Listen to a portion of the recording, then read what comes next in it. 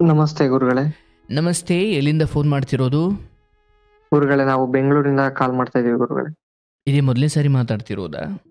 ಹೌದು ಗುರುಗಳೇ, ನಿಮ್ದು ಆಡಿಯೋ ವಿಡಿಯೋಸ್ ಎಲ್ಲ ನೋಡ್ತಾ ಇದ್ದೆ ಗುರುಗಳೇ ಇನ್ಸ್ಟಾಗ್ರಾಮ್ ಅಲ್ಲಿ. ಹಾಂ ಹಾಂ ಹಾಂ ಹಾಂ ಹಾಂ ಏನು ಮಾಡ್ಕೊಂಡಿರೋದಪ್ಪ? ನಾವು ಬ್ಯಾಂಗ್ಳೂರಲ್ಲಿ ಕಂಪ್ನಿಗೆ ಕೆಲ್ಸಕ್ಕೆ ಹೋಗ್ತೀವಿ ಗುರುಗಳೇ, IT ಕಂಪ್ನಿಯಲ್ಲಿ. ಯಾವ ಊರು? ಅಂದರೆ ನಿಮ್ಮದು ಮೂಲ ಬೆಂಗಳೂರೇನಾ? ಇಲ್ಲ ಗುರುಗಳೇ, ನಮ್ದು ಮೂಲ ಬಂದು ಸಕಲೇಶ್ಪುರಂ ಗುರುಗಳೇ. ಹಾಸನ್. ಹಾಸನ್ ಹತ್ರ ಸಕಲೇಶ್ಪುರ. ಆಗ್ಲಪ್ಪ. ಕಾರ್ಯಕ್ರಮ ಯಾವಾಗಲಿಂದ ನೋಡ್ತಿರೋದು? ನಾವು ನಿಮ್ ಕಾರ್ಯಕ್ರಮ ಸುಮಾರು ನಿಮ್ ಕಾಲ್ಗೋಸ್ಕರನೇ ಸುಮಾರು ತಿಂಗಳುಗಳಿಂದ ಟ್ರೈ ಮಾಡ್ತಾ ಇದೀವಿ ಗುರುಗಳೇ, ಸಿಗ್ತಾ ಇರ್ಲಿಲ್ಲ. ಇರಲಿ, ಕಾರ್ಯಕ್ರಮ ನಡೆಯೋದು ಯಾವತ್ತ ಅಂತ ಗೊತ್ತಾ? ಇಲ್ಲ ಗುರುಗಳೇ, ಲೈವ್ ಅಲ್ಲಿ ನಿಮ್ದು ಲೈವ್ ಪೇಜ್ ಲೈವ್ ಬಂದಾಗೆಲ್ಲ ನಾನು ಕಾಲ್ ಮಾಡಿ ಕನೆಕ್ಟ್ ಮಾಡ್ಲಿಕ್ಕೆ ಟ್ರೈ ಮಾಡ್ತಾ ಇದ್ದೆ ಗುರುಗಳೇ. ಈಗ ಲೈವಲ್ಲೇ ಇದ್ದೀರಾ ನೀವು ಕೂಡ? ಗೊತ್ತಾ ಲೈವ್ ನಿಮಗೆ? ಗುರುಗಳೇ, ನಾನು ಲೈವ್ ಅಲ್ಲಿ ಕಾಲು ಕನೆಕ್ಟ್ ಆಗ್ತಾ ಇತ್ತು, ನೋಡ್ದೆ. ಸೊ ಈಗ ನೀವು ಮಾತಾಡ್ತಿರೋದು ಕೂಡ ಲೈವಲ್ಲೇ? ಹೌದು ಗುರುಗಳೇ. ತೊಂದರೆ ಇಲ್ವಾ? ಮಾತಾಡ್ತೀರಾ? ಮಾತಾಡ್ತೀವಿ ಗುರುಗಳೇ. ಆಯಿತು. ಪ್ರತಿ ಸೋಮವಾರ, ಗುರುವಾರ ಹಾಗೂ ಶನಿವಾರ ರಾತ್ರಿ 8 ಗಂಟೆಯಿಂದ ಕಾರ್ಯಕ್ರಮ ಇರುತ್ತೆ. ವಾರದಲ್ಲಿ 3 ದಿನ, ಸೋಮವಾರ, ದಿನ. ಗುರುವಾರ, ಶನಿವಾರ. ಸೋಮವಾರ, ಗುರುವಾರ, ಶನಿವಾರ ಗುರುಗಳೇ. ರಾತ್ರಿ 8 ಗಂಟೆಯಿಂದ ಇರುತ್ತೆ. ಅಲ್ಲಿ ಸ್ಕ್ರೀನ್ ಮೇಲೆ ಈಗ ಕಾಣ್ತಾ ಇರೋ ನಂಬರ್ ಅಥವಾ ಈಗ ನೀವು ಮಾಡಿದ್ದೀರಲ್ಲ, ಹೌದು ಸೊ ಗುರುಗಳೇ, ಈ ಹೌದು ನಂಬರ್ಗೆ ಗುರುಗಳೇ. ಕರೆ ಮಾಡಿ ಮಾತನಾಡ್ಬೋದು. ಬಹುಶಃ ನೀವು ಬೇರೆ ಬೇರೆ ಸಮಯದಲ್ಲಿ ಕಾರ್ಯಕ್ರಮ ನೋಡ್ಬೋದು, ಆದರೆ ಲೈವ್ ಮಾತಾಡಬೇಕು ಅಂತ ಇದ್ರೆ ಈ ವಾರದಲ್ಲಿ 3 ದಿನ ರಾತ್ರಿ 8 ಗಂಟೆ ಮೇಲೆ. ಸರಿ ಸರಿ ಗುರುಗಳೇ. ಒಳ್ಳೇದು. ಏನಾದರೂ ಹಂಚ್ಕೊಳ್ಳೋದಿದೆಯಾ? ಹೌದು ಗುರುಗಳೇ, ನಾನು ಬೆಂಗಳೂರಿಗೆ ಬಂದು ಸುಮಾರು 3 ವರ್ಷ ಆಯ್ತು ಗುರುಗಳೇ. ಎಷ್ಟು ವರ್ಷ ನಿಮಗೆ? ನಮ್ಗೆ 25 ವರ್ಷ ಗುರುಗಳೇ. 25 ವರ್ಷ. ಓಕೆ, ಬೆಂಗಳೂರಿಗೆ ಬಂದು 3 ವರ್ಷ ಆಯ್ತು. 3 ವರ್ಷ ಆಯ್ತು. ಒಳ್ಳೆ ಕಂಪ್ನಿಯಲ್ಲಿ ಕೆಲಸ, ಕೆರಿಯರ್ ಎಲ್ಲ ಚೆನ್ನಾಗಿದೆ ಗುರುಗಳೇ. ಬಟ್ ನಮ್ದು ಒಂದು ಈ ಬ್ಯಾಡ್ ಹ್ಯಾಬಿಟ್, ಈ ಗ್ಯಾಮ್ಲಿಂಗ್ ಆನ್ಲೈನ್ ಬರುತ್ತಲ್ಲ, ಅದಕ್ಕೆ ಬಿದ್ದು ಮೈಂಡ್ ಡೈವರ್ಟ್ ಆಗಿ ಜೀವನದಲ್ಲಿ ತುಂಬಾ ಕುಗ್ಗೋಗಿದೀವಿ ಗುರುಗಳೇ. ಅದನ್ನ ಬಿಡ್ಲಿಕ್ಕೆ ಆಗ್ತಾ ಇಲ್ಲ. ಇದನ್ನ ಹಂಚ್ಕೋಬೇಕು, ಇದಕ್ಕೆ ಒಂದ್ ಪರಿಹಾರ ಬೇಕು ಗುರುಗಳೇ. ಹೆಂಗೆ ಪ್ರವೇಶವಾಯಿತು ಈ ಜೂಜಾಟದ ಪ್ರಪಂಚಕ್ಕೆ? ನಿಮ್ಮ ಪ್ರವೇಶ ಹೇಗಾಯ್ತು? ಬೆಂಗಳೂರಿಗೆ ಬಂದು ಯಾರೋ ಫ್ರೆಂಡು PG ಅಲ್ಲಿ ಇರುವವರು ಸಂಘದಿಂದ ಇದು ಹಂಗೆ ಕಲ್ತಿದ್ದು ಗುರುಗಳೇ. ಅದು ಹಂಗೆ ಮೈಂಡಿಗೆ ಹೋಗಿ ಅದೊಂಥರ ಹವ್ಯಾಸವಾಗಿ ಆಗಿ ದಿನ ಕಳೆದ ಕೆರಿಯರ್, ಈ ಜಾಬ್ ಕೆರಿಯರ್ ಎಲ್ಲ ತುಂಬಾ ಚೆನ್ನಾಗಿ ಗ್ರೋತ್ ಆಗ್ತಾ ಇದೆ. ಬಟ್ ಕೈಯಲ್ಲಿ ₹1 ಇರೋದಿಲ್ಲ. ಯಾವಾಗ್ಲೂ ದುಡ್ಡಿದ್ದಾಗೆಲ್ಲ ಅದೇ ಮೈಂಡ್ ಹೋಗೋದು. ತುಂಬಾ ಪ್ರಾಬ್ಲಮ್ ಆಗಿದೆ ಗುರುಗಳೇ. ಇದರಿಂದ ಜೀವನನೇ ಬೇಡ ಅನ್ನೋ ತರ ಬೇಜಾರಾಗಿದೆ. ಎಷ್ಟು ಜನಪ್ಪ ಮಕ್ಕಳು, ತಂದೆ ತಾಯಿಗೆ ನೀವು? ನಾನು ಒಬ್ಬನೇ ಮಗ ಗುರುಗಳೇ. ಒಬ್ಬನೇ ಮಗ? ಹೌದು ಗುರುಗಳೇ. ಇಲ್ಲಿವರೆಗೂ ಅಂದ್ರೆ ಏನು ಓದಿದ್ರಿ? ನಾನು ಇಂಜಿನಿಯರಿಂಗ್ ಮಾಡಿದೆ ಗುರುಗಳೇ. ಇಂಜಿನಿಯರಿಂಗ್ ಮಾಡಿ ಅದಕ್ಕೆ ತಕ್ಕಾಗಿರೋ ಜಾಬ್ ತಗೊಂಡ್ರೆ ಅಥವಾ ಓದಿದ್ ಬೇರೆ ಮಾಡ್ತಿರೋದು ಬೇರೆನಾ? ತಕ್ಕಾಗಿರೋ ಜಾಬೇ ಸಿಕ್ಕಿದೆ ಗುರುಗಳೇ. ಓಕೆ, ಒಳ್ಳೆ ಸಂಬಳ ಇದೆ? ಹೌದು ಗುರುಗಳೇ. ಇವಾಗ ಎಲ್ಲ ಕಟ್ಟಾಗಿ ಇನ್ ಹ್ಯಾಂಡ್ 55,000 ಸಿಗ್ತಾ ಇದೆ ಗುರುಗಳೇ. ತಿಂಗಳಿಗೆ ಎಲ್ಲ ಕಟ್ಟಾಗ 55,000 ಸಿಗುತ್ತೆ? ಹೌದು ಗುರುಗಳೇ. ಅಪ್ಪ ಅಮ್ಮನಿಗೆ ಎಷ್ಟು ಕೊಡ್ತೀರಾ? ಇಲ್ಲ ಗುರುಗಳೇ, ಇದು ಬೆಟ್ಟಿಂಗ್, ಈ ಸವಾಸ ಬಿದ್ದು ಅಪ್ಪ ಅಮ್ಮನ ದೂರ ಆಗಿದ್ದಾರೆ ಗುರುಗಳೇ. ಓಹೋ, ಸ್ವಲ್ಪ ಆರಂಭದಿಂದ ಹೇಳಪ್ಪ. ಇದು ಆಯಿತು, ಬೆಂಗಳೂರಿಗೆ ಬಂದ್ರಿ ಅಂದರೆ ಯಾರೋ ಗೊತ್ತಿದ್ದವ್ರು ಕರ್ಕೊಂಡು ಬಂದಿದ್ದ ಅಥವಾ PGಲಿ ಇರಬೇಕು ಅಂದ್ಕೊಂಡೇ ಬಂದಿದ್ದ? ಇಲ್ಲ, ಬೆಂಗಳೂರಿಗೆ ಬಂದಾಗ ಕೆಲಸ ಹುಡ್ಕೊಂಡು, ನನ್ನ ಎಜುಕೇಶನ್ ಕಂಪ್ಲೀಟ್ ಮಾಡಿ ಕೆಲ್ಸಕ್ಕೋಸ್ಕರ ಬಂದು ಕೆಲಸ ಎಲ್ಲ ಮಾಡ್ಕೊಂಡು ಆರಾಮಾಗಿದ್ದೆ ಗುರುಗಳೇ 1 ವರ್ಷ. ಮೊದಲನೇ ವರ್ಷ ಚೆನ್ನಾಗಿತ್ತು. ಅದಾದ್ಮೇಲೆ ಯಾರೋ ಗೆಳೆಯರಿಂದ ಇದು ಕೆಟ್ಟ ಚಟ ಕಲ್ತು ಈ ತರ. ಅಂದ್ರೆ ಆ ಗೆಳೆಯರನ್ನ ನೀನೇ ಆಯ್ಕೆ ಮಾಡ್ಕೊಂಡಿದ್ದ ಏನು? ಇಲ್ಲ, ಅದು ಅಚಾತುರ್ಯವಾಗಿ ಅವ್ರು ಸಿಕ್ಕಿದ್ದು. ಇವಾಗ ನಾನು ಒಂದು ಕಂಪ್ನಿಲಿ ಕೆಲ್ಸಕ್ಕೆ ಹೋಗಿ PGಗೆ ಬಂದಿದ್ದು, ಅವರು ಅದೇ PG ಅಲ್ಲಿದ್ದು ಅವ್ರ ಜೊತೆ ಸೇರಿ ಪರಿಚಯ, ಫ್ರೆಂಡ್ ಆಗಿ. ಅಂದ್ರೆ ಅವ್ರು ನಿಮ್ ಮುಂದೆ ಇದ್ದಿದ್ರಿಂದ ನಿಮ್ಗೆ ಅದು ಪ್ರಚೋದನೆ ಆಯ್ತಾ? ಹೌದು ಹೌದು ಗುರುಗಳೇ. ಓಹೋ, ಅಂದ್ರೆ ಮುಂದೆ ಎಂತವ್ರು ಇರ್ತಿರೋ ಹಂಗ್ ನೀವು ಆಯ್ತೀರಾ? ಒಳ್ಳೆದ್ರಲ್ಲಿ ಆಗ್ತಿರೋ ಇಲ್ವೋ? ಕೆಟ್ಟದ್ರಲ್ಲಂತೂ ಆಗ್ತೀರಾ? ಮುಂದೆ ಒಂದು ವೇಳೆ ಸನ್ಯಾಸಿ ಇದ್ರೆ ನೀವು ಸನ್ಯಾಸಿ ಆಯ್ತಿದ್ರಾ? ಇಲ್ಲ ಗುರುಗಳೇ, ಅದು ಆಯ್ತಪ್ಪ. ಈಗ ಈ ಬೆಟ್ಟಿಂಗ್ ವಿಚಾರಕ್ಕೆ ಏನು ಇದರಲ್ಲಿ ಬಹಳ ಮುಖ್ಯವಾಗಿ ನನಗೆ ಗೊತ್ತಿರಂಗೆ 2 ಉದ್ದೇಶ. ಒಂದು, ಬೇಗ ದುಡ್ಡು ಮಾಡಿಬಿಡ್ಬೇಕು ಅನ್ನೋದು ಒಂದು. ಇಲ್ಲ ಅದನ್ನು ಜಸ್ಟ್ ಗೇಮ್ ಥರ ಆಡೋರು ಇದ್ದಾರೆ ಅಂತ ಅಂದ್ಕೊಳ್ತೀನಿ. ಬಟ್ ನಿಮ್ಮದು ದುಡ್ಡಾಸೆ ಇತ್ತಾ? ಅಂದರೆ ಬೇಗ ನಾವು ದುಡ್ಡು. ಸರ್ಪ್ರೈಸ್ ಕೊಡಬೇಕು, ಹೌದು ಒಂದು ಮನೆ ಗುರುಗಳೇ. ತಗೊಂಡು ಬೇಗ ಒಂದು ಸೈಡ್ ತಗೊಂಡು, ಅಯ್ಯೋ ನಮ್ಮ ಮಗ ಇದೇನಪ್ಪ ಹಿಂಗಾದ ಅಂತ ಅನ್ಬೇಕು ಅವರು ಅಂತ. ಹೌದು ಗುರುಗಳೇ, ಬೇಗ ದುಡ್ಡು ಮಾಡಬೇಕು ಅಂದ್ಕೊಂಡು ಬೇಗ ದುಡ್ಡು ಮಾಡ್ಬೇಕು ಅನ್ನೋದಕ್ಕೆ ಹೋಗಿ ಚಟಕ್ ಬಿದ್ದು ಬಟ್ ಜೀವನನೇ. ಆ ಬಿದ್ದ ಸಮಯದಲ್ಲಿ ಎಷ್ಟು ಸಂಬಳ ಬರ್ತಿತ್ತು ನಿಮಗೆ? ಇನ್ನು ಆರಂಭ, ಇನ್ನು ಶುರು ಆರಂಭದಲ್ಲಿ 20,000 ಬರ್ತಾ ಇತ್ತು ಗುರುಗಳೇ. ಅವಾಗಾದ್ರೂ ಮನೆ ಕೊಡ್ತಿದ್ರಾ? ಅವಾಗ ಕೊಡ್ತಾ ಇದ್ದೆ ಗುರುಗಳೇ.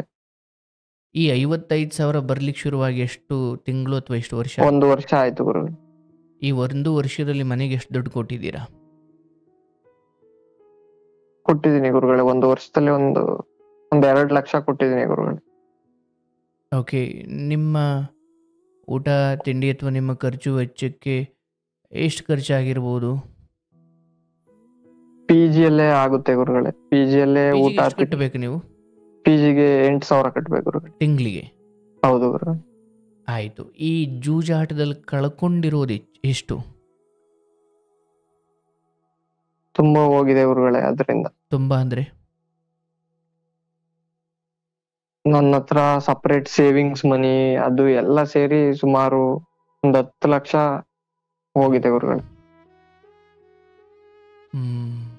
10 ಲಕ್ಷ ಅಂದ್ರೆ ಹೌದು. ನಿಮ್ಮದೇ ಹಣವೋ ಅಥವಾ ಸಾಲ ಮಾಡಿ ಕೊಟ್ಟಿರೋದಾ? ನನ್ನದು ಮತ್ತೆ ಸ್ವಲ್ಪ ಸಾಲವೂ ಆಗಿದೆ ಗುರುಗಳೇ. ಅಲ್ಲ, ಈಗ ನೀವು ಅದ್ರ ಸ್ಟಾರ್ಟ್ ಮಾಡ್ತೀರಲ್ವಾ, ಆರಂಭದಲ್ಲಿ ಏನು ನಿಮಗೆ ಲಾಭ ಬರುತ್ತಾ? ಆಮೇಲೆ ಅಡಿಕ್ಟ್ ಆಗಬೇಕು ಅಂದ್ರೆ ಏನೋ ಒಂಚೂರು ರುಚಿ ಸಿಗಬೇಕಲ್ಲ. ಹೌದು ಹೌದು ಸಿಗುತ್ತಾ? ಸ್ಟಾರ್ಟಿಂಗಲ್ಲಿ ಸಿಗುತ್ತಾ?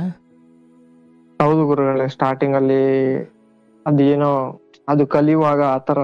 ಅಲ್ಲ, ಈಗ ನಾನು ಸುಮ್ಮನೆ ಇನ್ನೂ ಅದು ಕೇಳ್ತಾ ಇದ್ದೀನಿ. ಸ್ಟಾರ್ಟಿಂಗಲ್ಲಿ ನಿಮಗೆ ಲಾಭ ಬರುತ್ತಾ?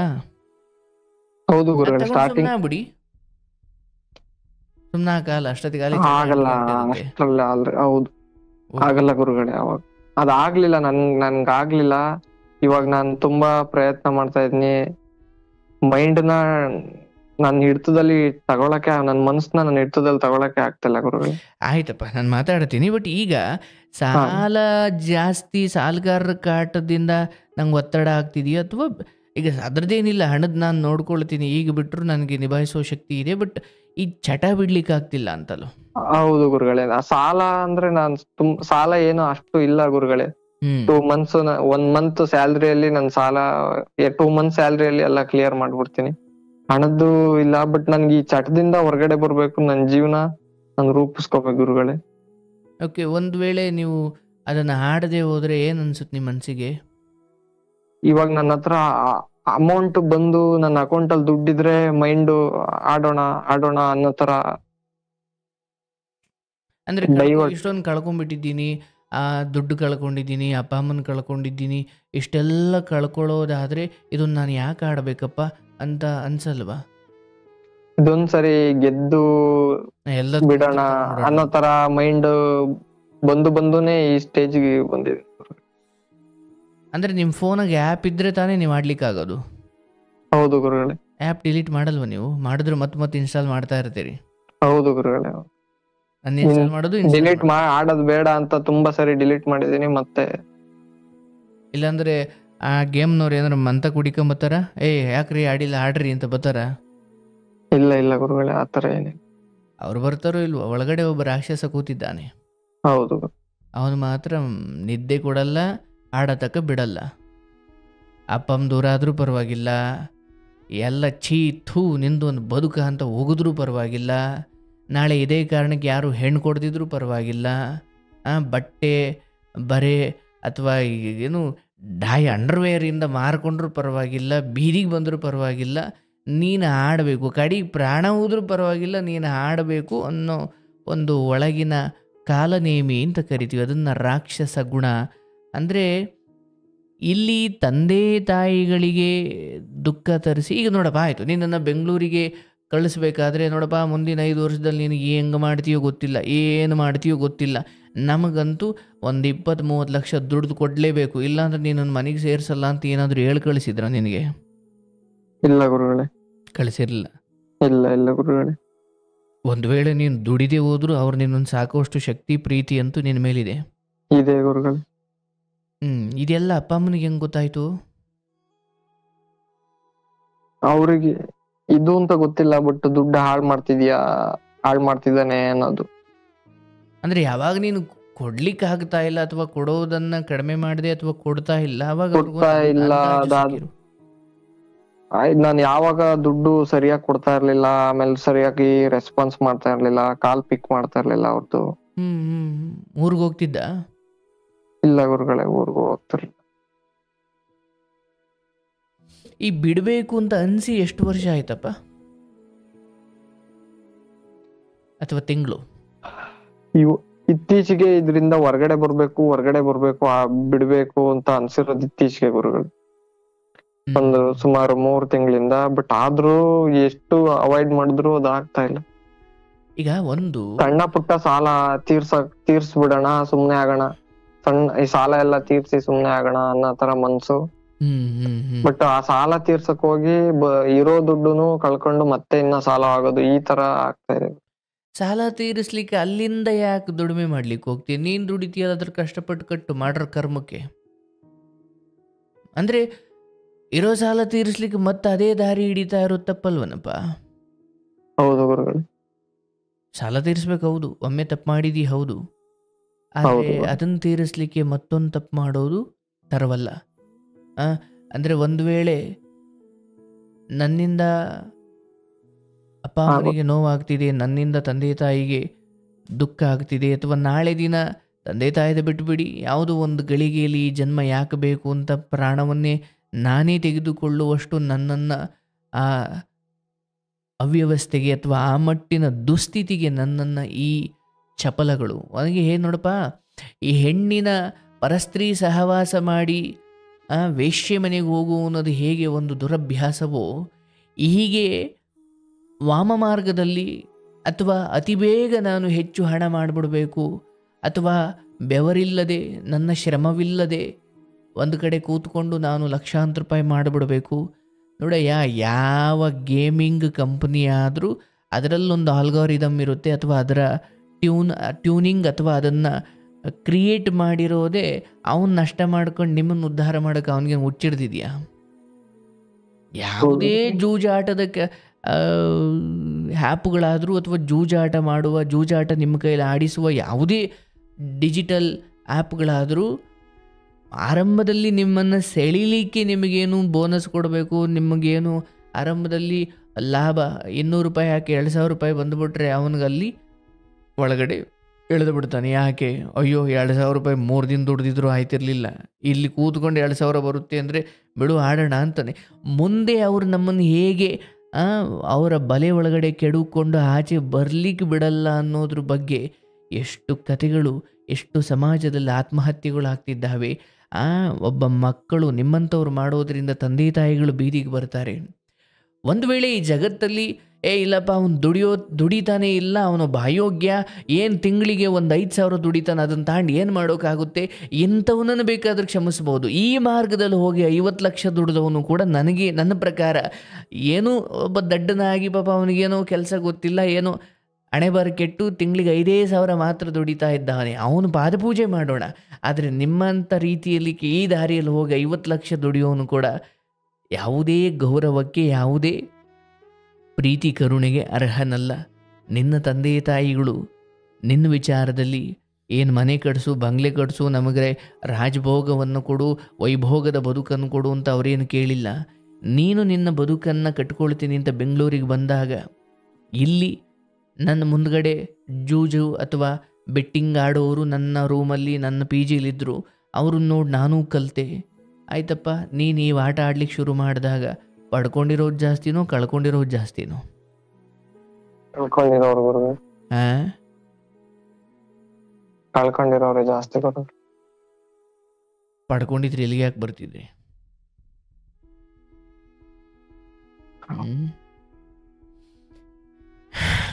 ಈಗಲೂ ಅದೇ ಫ್ರೆಂಡ್ಸ್ ನಿನ್ನ ಪಿ ಜಿಯಲ್ಲಿ ಇದ್ದಾರಾ? ಇಲ್ಲ ಗುರುಗಳೇ, ಇವಾಗ ನಾನು ಬೇರೆ ಕಂಪ್ನಿಗೆ ಬಂದೆ, ಬೇರೆ ಕಡೆ ಇದೀನಿ ಗುರುಗಳೇ. ಆಯಿತು ಕಣಪ್ಪ. ನೋಡಿ, ಇಲ್ಲಿ ನಾನು ಹೇಳೋದು,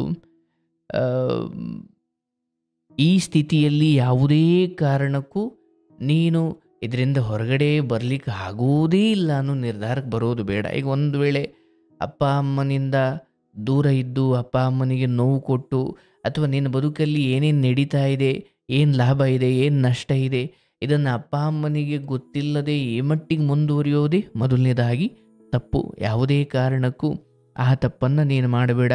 ಬಹುಶಃ ನಿನ್ನ ಊರಿಗೆ ಹೋಗು, ನಿನ್ನ ತಂದೆ ತಾಯಿ ಮಡ್ಲಲ್ಲಿ ಮಲ್ಕೋ, ಇರೋದನ್ನೆಲ್ಲ ಹೇಳು. ಅಂದರೆ ಈ ಫೋನ್ ಸಹವಾಸವನ್ನು ಬಿಟ್ಟು, ಪರವಾಗಿಲ್ಲ, ನೀನು ಮತ್ತೆ ಬಂದು ನಿನಗೆ ಟ್ಯಾಲೆಂಟ್ ಇದೆ, ನಿನಗೆ ಶಕ್ತಿ ಇದೆ, ನಿನ್ನಲ್ಲಿ ಸ್ಕಿಲ್ ಇದೆ, ಮತ್ತೆ ಬಂದು ಕೆಲಸ ಪಡ್ಕೊಳ್ಬೋದು. ಆದರೆ ಇಲ್ಲಿ ತಂದೆ ತಾಯಿಯಿಂದ ದೂರ ಇದ್ದು ಅಥವಾ ಉಂಡ ತಿಂದ ಅಂತ ಕೇಳೋರು ಯಾರೂ ಇಲ್ಲ. ಯಾಕಪ್ಪ ಹಿಂಗೆ ಸಪ್ಪಗಿದ್ದೀಯಾ, ಏನಾಯಿತು, ಅಯ್ಯೋ ಅದು ಬಿಡಪ್ಪ, ಬಾ ನನ್ನ ಜೊತೆ 1 ಗಂಟೆ ನನ್ನ ಜೊತೆ ಕೂತ್ಕೋ, ನನ್ನ ಜೊತೆ ಮಾತಾಡು. ಅಂದರೆ ಇದನ್ನು ಮರೆಸುವ ಇನ್ಯಾವುದೋ ಒಂದು ಹವ್ಯಾಸ, ಇನ್ಯಾವುದೋ ಒಂದು ಅದ್ಭುತವಾದ ವ್ಯಕ್ತಿತ್ವ ನಿಮ್ಮ ಜೊತೆ ಇದ್ದರೆ ಇದನ್ನು ಮರಿಬೋದು. ಹೌದಲ್ಲಪ್ಪ? ಈಗ ನೀವು ಒಂಟಿ ಇರೋದ್ರಿಂದ ಇಲ್ಲ, ಇದು ಈಗ ನೀವು ಒಂಟಿ ಇದ್ದರೆ ಸ್ವಯಂ ಆ ಒಂಟಿತನವನ್ನು ಹ್ಯಾಂಡ್ಲ್ ಮಾಡುವಷ್ಟು ಒಳಗಿನ ನೈತಿಕ ಬಲ ಕುಸಿದು ಹೋಗಿದೆ. ಯಾಕೆ? ನಿಮ್ಮ ಬಗ್ಗೆ ನಿಮಗೆ ಜಿಗುಪ್ಸೆ ಬಂದುಬಿಟ್ಟಿರೋದ್ರಿಂದ ಒಳಗಡೆ ನಿಮ್ಮ ಕುರಿತು ನಿಮ್ಗೆ ಆತ್ಮವಿಶ್ವಾಸ ಇಲ್ಲ. ಹೌದಲ್ಲಪ್ಪ? ಅಯ್ಯೋ ನಾನು ಇಷ್ಟೆಲ್ಲ ಕಳ್ಕೊಂಡು ಬಿಟ್ಟೆ, ನಾನು ಹೀಗೆಲ್ಲ ತಪ್ಪು ಮಾಡ್ಕೊಳ್ತಾ ಇದ್ದೀನಿ, ಮುಂದಿದೆ ಎಲ್ಲೂ ಹೋಗಿ ನಿಲ್ಲುತ್ತೋ, ಅಯ್ಯೋ ನಮ್ಮ ಅಪ್ಪ ಅಮ್ಮ ಅವರು ಕೂಡ ಕೇಳೋದ್ರಲ್ಲಿ ತಪ್ಪಿಲ್ಲ, ಆದರೆ ಅವರು ಕೇಳ್ತಾ ಇದ್ರೆ ನನಗೆ ಅವರನ್ನು ಬಡ್ದಾಕ್ಬಿಡೋಣ ಅನ್ನೋಷ್ಟು ಕೋಪ ಬರುತ್ತೆ. ಯಾಕೆ? ನಿನ್ನ ತಪ್ಪುಗಳು ನಿನಗೆ ನೋವು ಕೊಡ್ತಿದ್ದಾವೆ, ಮತ್ತು ನಿನ್ನ ತಪ್ಪುಗಳು ನಿನಗೆ ಅರಿವಾಗ್ತಿದ್ದಾವೆ. ಅದ್ರ ಜೊತೆ ಇವರು ಕೂಡ ಏನೋ ಅಂತಾರಲ್ಲಪ್ಪ, ಇವರು ಏನೋ ಲೆಕ್ಕ ಕೇಳ್ತಾರಲ್ಲಪ್ಪ ನಂಗೆ ಆಗ್ಬಿಡುತ್ತೆ. ತಂದೆ ತಾಯಿಗಳು ನೀನು ಆಡ್ಕೊಂಡಿರಪ್ಪ, ಏನು ತೊಂದರೆ ಇಲ್ಲ, ನೀನು ಬೆಟ್ಟಿಂಗ್ ಆಡ್ತೀಯೋ, ಜೂಜ್ ಆಡ್ತೀಯೋ, ಏನು ಆಡ್ತೀಯೋ ಆಡ್ಕೊಂಡಿರು ಅಂತ ಹೇಳ್ಬಿಟ್ಟಿದ್ರೆ ಯಾವುದೇ ಕಾರಣಕ್ಕೂ ಕೂಡ ಅವರು ನಿನಗೆ ಶತ್ರುಗಳಾಗ್ತಿರ್ಲಿಲ್ಲ. ಆದರೆ ಯಾಕೋ ಬೆಟ್ಟಿಂಗ್ ಆಡ್ತೀಯಾ, ಯಾಕೋ ಹಿಂಗೆಲ್ಲ ಮಾಡ್ಕೊಳ್ತೀಯಾ ಅಂತ ಕೇಳಿದ್ರೆ ಅವರು ಶತ್ರುಗಳಾಗ್ಬಿಡ್ತಾರೆ. ನೋಡಪ್ಪ, ಯಾವುದೇ ಆದರೂ ಅಷ್ಟೇ, ಮನುಷ್ಯನಿಗೆ ಸಂಬಳ ಎಷ್ಟೇ ಬರ್ತಾ ಇರಲಿ, ಸಹವಾಸಗಳು ಶುದ್ಧವಿರಬೇಕು. ನಿನಗೆ ನಾನು ಹೇಳೋದು, ನೋಡು, ನೀನು ಹುಟ್ಟಿ ಬೆಳೆದ ಊರು, ನಿನ್ನ ಜೊತೆ ಬೆಳೆದ ಸ್ನೇಹಿತರು, ಅದು ನಿನ್ನ ಎಷ್ಟೋ ಜೊತೆ ಬೆಳೆದ ಸ್ಕೂಲ್ನಿಂದ ಜೊತೆ ಬೆಳೆದ ಎಷ್ಟೋ ಹುಡುಗಿಯರು, ಎಷ್ಟೋ ಹುಡುಗರು ಅವರವ್ರದೇ ಜೀವನದ ಅವರವ್ರದೇ ನರಳಾಟದಲ್ಲಿದ್ದಾರೆ. ನಿನಗೆ 55,000 ಸಂಬಳ ಇದೆ, ಆದರೆ ನಿನ್ನ ಜೊತೆ 1ನೇ ಕ್ಲಾಸಿಂದ ಶಿಶುವಾರದಿಂದ ಬಂದ ಯಾವುದೋ ಒಂದು ಹೆಣ್ಮಗಳು, ಈಗ ಯಾಕಂದರೆ ಅವಳು ಹೆಣ್ಮಗಳು, ನೀನು ಹತ್ರ ಓದ್ಕೊಂಡು ಇಲ್ಲಿಗೆ ಬಂದಿದೆಯಾ, ಆಕೆಯನ್ನು ಪಾಪ 10ನೇ ಕ್ಲಾಸ್ ಮುಗಿಸಿನೇ ಮದುವೆ ಮಾಡಿಬಿಟ್ರೆ ಯಾವುದೋ ಎಲ್ಲೋ ಗಂಡನ ಮನೆಯಲ್ಲಿ ಹೊಡೆಸ್ಕೊಂಡು ಬೈಸ್ಕೊಂಡು ಮುಸುರೆ ತಿಕ್ಕೊಂಡು ಎಲ್ಲೋ ಅಳ್ಕೊಂಡಿದ್ದಾಳೆ. ಅವಳು ಬದುಕಿಗೆ ಹೋಲಿಸ್ಕೊಂಡ್ರೆ ಮತ್ತು ನಿನ್ನ ಜೊತೆಯಲ್ಲೇ 1ನೇ ಕ್ಲಾಸ್ ಅಂಗನವಾಡಿಯಿಂದ ಓದ್ಕೊಂಡು ಬಂದ ಯಾವುದೋ ಒಬ್ಬ ಸ್ನೇಹಿತ ಇವತ್ತು ಕೂಡ 1 ರೂಪಾಯಿಗೂ ಕಷ್ಟಪಡ್ತಿದ್ದಾನೆ. ಆದರೆ ನಿನ್ನ 55,000 ರೂಪಾಯಿ ಸಂಬಳ ಮತ್ತು ನಿನ್ನದೇ ಜೊತೆಯಲ್ಲಿ ಓದಿ ಬೆಳೆದವರ, ಅಂದರೆ ನಿನಗಿಂತ ಚೆನ್ನಾಗಿರೋರು ಇರ್ಬೋದು, ಆದರೆ ನಿನ್ನಷ್ಟು ಸ್ಥಿತಿಗೆ ಬರೋಕ್ಕಾಗದೆ ಒದ್ದಾಡ್ತಿರೋರು ತುಂಬ ಜನ ಸ್ನೇಹಿತರಿದ್ದಾರೆ. ಹೌದಲ್ಲಪ್ಪ? ಅವರಿಗೆ ಸಿಗದ ಬದುಕು ನಿನಗೆ ಸಿಕ್ಕಿದೆ ಎಂದಾಗ ಅದನ್ನು ನಾನು ಸ್ವಯಂಕೃತವಾಗಿ ಹಾಳು ಮಾಡಿಕೊಳ್ಬಾರ್ದಯ್ಯ. ಜೂಜಾಡಿ ಧರ್ಮರಾಯ ರಾಜ್ಯವನ್ನೇ ಕಳ್ಕೊಂಡ, ಜೂಜಾಡಿ ಹೆಂಡತಿಯನ್ನು ಕಳ್ಕೊಂಡ. ಜೂಜಾಡದವ್ರ ಬದುಕೆಲ್ಲ ಇಷ್ಟೇನಪ್ಪ, ಇಡೀ ಮಹಾಭಾರತ ಅದನ್ನೇ ಹೇಳ್ತಾ ಇದೆ. ಅಂಥ ಧರ್ಮಕ್ಕೆ ಹೆಸರಾದ ಧರ್ಮರಾಯ ಕೂಡ ಜೂಜಿನ ಚಟಕ್ಕೆ ಬಿದ್ದು ತಮ್ಮಂದಿರನ್ನು ಅಡ ಇಟ್ಟ, ರಾಜ್ಯ ಅಡ ಇಟ್ಟ, ಕೋಶ ಅಡ ಇಟ್ಟ, ಕಡೆಗೆ ಹೆಂಡತಿ ಅಡ ಇಟ್ಟ, ಕಡೆಗೆ ತನ್ನನ್ನು ತಾನು ಅಡ ಇಟ್ಟ, ಎಲ್ಲ ಸೋತು ವನವಾಸಕ್ಕೆ ಹೊಂಟೋದ. ಅಂದರೆ ಅಂಥ ಧರ್ಮರಾಯನಂಥ ಮಹಾನುಭಾವನಿಗೂ ಕೂಡ ಈ ಜೂಜು ಅನ್ನೋದು ಹುಚ್ಚಿಡಿಸಿ ಎಲ್ಲ ಹೆಂಡತಿ, ಅಣ್ಣ, ತಮ್ಮ, ಬಂಧು ಬಳಗ, ರಾಜ್ಯ, ಕೋಶ, ಬಂಗಾರ ಎಲ್ಲವನ್ನ ಕಿತ್ಕೊಂಡು ಅವನನ್ನು ಕಾಡಿ ಕಳಿಸ್ಬಿಡ್ತು ಈ ಜೂಜು. ಹಾಗಾಗಿ ಈ ಜೂಜಿನ ಹಿಂದೆ ಹೋದವರು ಯಾರೂ ಕೂಡ ಉದ್ಧಾರವಾಗಿಲ್ಲ. ನಿನ್ನ ಬದುಕಲ್ಲಿ ನಿನಗಿಂಥದ್ದೊಂದು ಒಳ್ಳೆ ಕೆಲಸ, ಇಂಥದ್ದೊಂದು ಒಳ್ಳೆ ಸಂಬಳ, ಇಂಥ ಒಳ್ಳೆಯ ಅಪ್ಪ ಅಮ್ಮ, ಇಂಥ ಒಳ್ಳೆಯ ಆರೋಗ್ಯವಾದ ದೇಹ, ಆರೋಗ್ಯವಾದ ಬದುಕು ಇಷ್ಟೆಲ್ಲ ಸಿಕ್ಕಿರಬೇಕಾದ್ರೆ ನೀನು ನಾನು ಅಡಿಕ್ಟ್ ಆಗ್ಬಿಟ್ಟಿದ್ದೀನಿ. ಹೌದು, ತಪ್ಪಾಗಿದೆ, ಆದರೆ ನಿನ್ನ ದೊಡ್ಡತನ ಏನು ಗೊತ್ತಾ, ನಾನಿದ್ದು ತಪ್ಪು ಮಾಡ್ಕೊಂಬಿಟ್ಟಿದ್ದೀನಿ, ನಾನು ಹೊರಗಡೆ ಬರಬೇಕು. ಈಗ ಆಯ್ತಪ್ಪ, ನೀನೇ ಹೇಳಿದೆ ನಂದು 2 ತಿಂಗಳು ಸಂಬಳ ಇರೋ ಸಾಲ ಎಲ್ಲ ತೀರಿಸಿ ನಾನು ಮತ್ತೆ ರಿಕವರ್ ಆಗಬಲ್ಲೆ ಅಂತ. ಆದರೆ ಯಾವುದಕ್ಕೆ ನೀನು ಅಡಿಕ್ಟ್ ಆಗಿದ್ದೀಯೋ ಅದು ವಿಷ. ಅದರಿಂದ ಸುಖಕ್ಕಿಂತ ದುಃಖವೇ ಹೆಚ್ಚು, ಅದರಿಂದ 10 ರೂಪಾಯಿ ಬಂದರೆ 100 ರೂಪಾಯಿ ನಷ್ಟ. ಹೀಗೆ ತುಂಬ ನಷ್ಟ ಅನುಭವಿಸಿದ ಮೇಲೂ ಅದು ವ್ಯವಹಾರ ಆಗಿರ್ಬೋದು, ಜೂಜಾಗಿರ್ಬೋದು, ಯಾವುದೇ ಆಗಿರ್ಬೋದು, ನಿಮ್ಗಲ್ಲಿ ಲಾಭ ಇಲ್ಲ, ನಿಮ್ಗಲ್ಲಿ ನೆಮ್ಮದಿ ಇಲ್ಲ ಅಂದರೆ ನಾನು ಅದನ್ನು ಯಾಕೆ ಮಾಡಬೇಕು? ಅದೊಂದು ಕಾಮನ್ ಸೆನ್ಸ್ ಅಲ್ವನಯ್ಯ ಅದು. ನೀನು ಹೋಗ್ತಿರೋ ಕಂಪ್ನಿಯಲ್ಲಾದರೂ ನಿನ್ನ ಸ್ಕಿಲ್ಗೆ ತಕ್ಕಂಗೆ, ನಿನ್ನ ವಿದ್ಯೆಗೆ ತಕ್ಕಂಗೆ ಅಲ್ಲಿ ಸಂಬಳ ಇಲ್ಲ, ಮರ್ಯಾದೆ ಇಲ್ಲ, ಒಳ್ಳೆ ಸ್ಥಾನಮಾನ ಇಲ್ಲ, ನೀನಲ್ಲಿ ಯಾಕೆ ಹೋಗ್ಬೇಕು? ಅಂದರೆ ಅಡಿಕ್ಟ್ ಆಗೋ ಪ್ರಶ್ನೆಯೇ ಇಲ್ಲ. ನನಗಲ್ಲಿ ಲಾಭ ಇದ್ದರೆ ನಾನು ಹೋಗ್ತೀನಿ, ನನಗಲ್ಲಿ ಲಾಭ ಇಲ್ಲ, ನನಗಲ್ಲಿ ನೆಮ್ಮದಿ ಇಲ್ಲ, ನನಗಲ್ಲಿ ಎಲ್ಲ ನಷ್ಟ ಅನ್ನೋದಾದರೆ ಅದು ಜೂಜಾಗಲಿ, ಹೆಣ್ಣಾಗಲಿ, ಸ್ನೇಹಿತರಾಗಲಿ, ಕೆಲಸ ಆಗಲಿ, ನನ್ನಲ್ಲಿ ಯಾಕೆ ಹೋಗಬೇಕು? ಇದೊಂದು ಕಾಮನ್ ಸೆನ್ಸ್. ಹಾಗಾಗಿ ನೀನು ಮೊದಲನೇದಾಗಿ ಎಲ್ಲಿಂದ ಶುರುವಾಯಿತು ಅಂತ ನಿನ್ನನ್ನು ಕೇಳಿದಾಗ ನೀನೇ ಹೇಳಿದೆ, ನನ್ನ ಕಣ್ಣ ಮುಂದೆ ಇದೇ ಆಟವನ್ನು ಜೀವನದ ಪಾರ್ಟ್ ಟೈಮ್ ಜಾಬಾಗಿ ಮಾಡಿಕೊಂಡಿರೋ ಕೆಲವು ಸ್ನೇಹಿತರಿಂದ ಈ ಸಾಂಕ್ರಾಮಿಕ ರೋಗದ ರೀತಿ ನನಗೂ ಇದು ಅಂಟ್ಕೊಳ್ತು. ಹೌದಲ್ಲಯ್ಯ? ಹೌದು ಗುರುಗಳೇ. ಅಂದ್ರೆ ಅದರ ಅರ್ಥ, ನನ್ನ ಕಣ್ಣ ಮುಂದೆ ಎಂಥವ್ರನ್ನ ನಾವು ಸುತ್ತಮುತ್ತ ಇಟ್ಟುಕೊಳ್ತೀವಿ ಅಥವಾ ಎಂಥವ್ರ ಸುತ್ತಮುತ್ತ ಹಿಂದೆ ಮುಂದೆ ನಾವು ಓಡಾಡ್ತೀವಿ ಅನ್ನೋದು ಬಹಳ ಮುಖ್ಯ.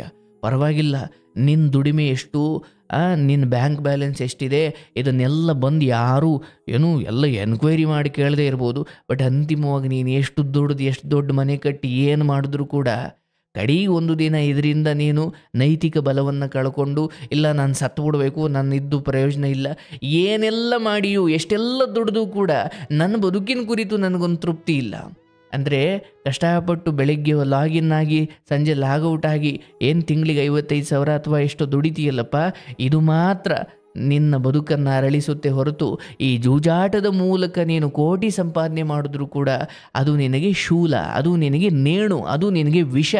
ಈ ವಿಷವನ್ನು ನೀನು ತಿಂದು ನಿನ್ನ ಮನೆಯವ್ರಿಗೂ, ಅಂದರೆ ಅದರಿಂದ ನೀನು ಅಕ್ಕಿ ತಂದು ನಿನ್ನ ಮನೆಯವ್ರಿಗೆ ತಿನ್ಸಿದ್ರೆ ಅದು ಕೂಡ ಪಾಪವೇ. ಯಾಕೆ?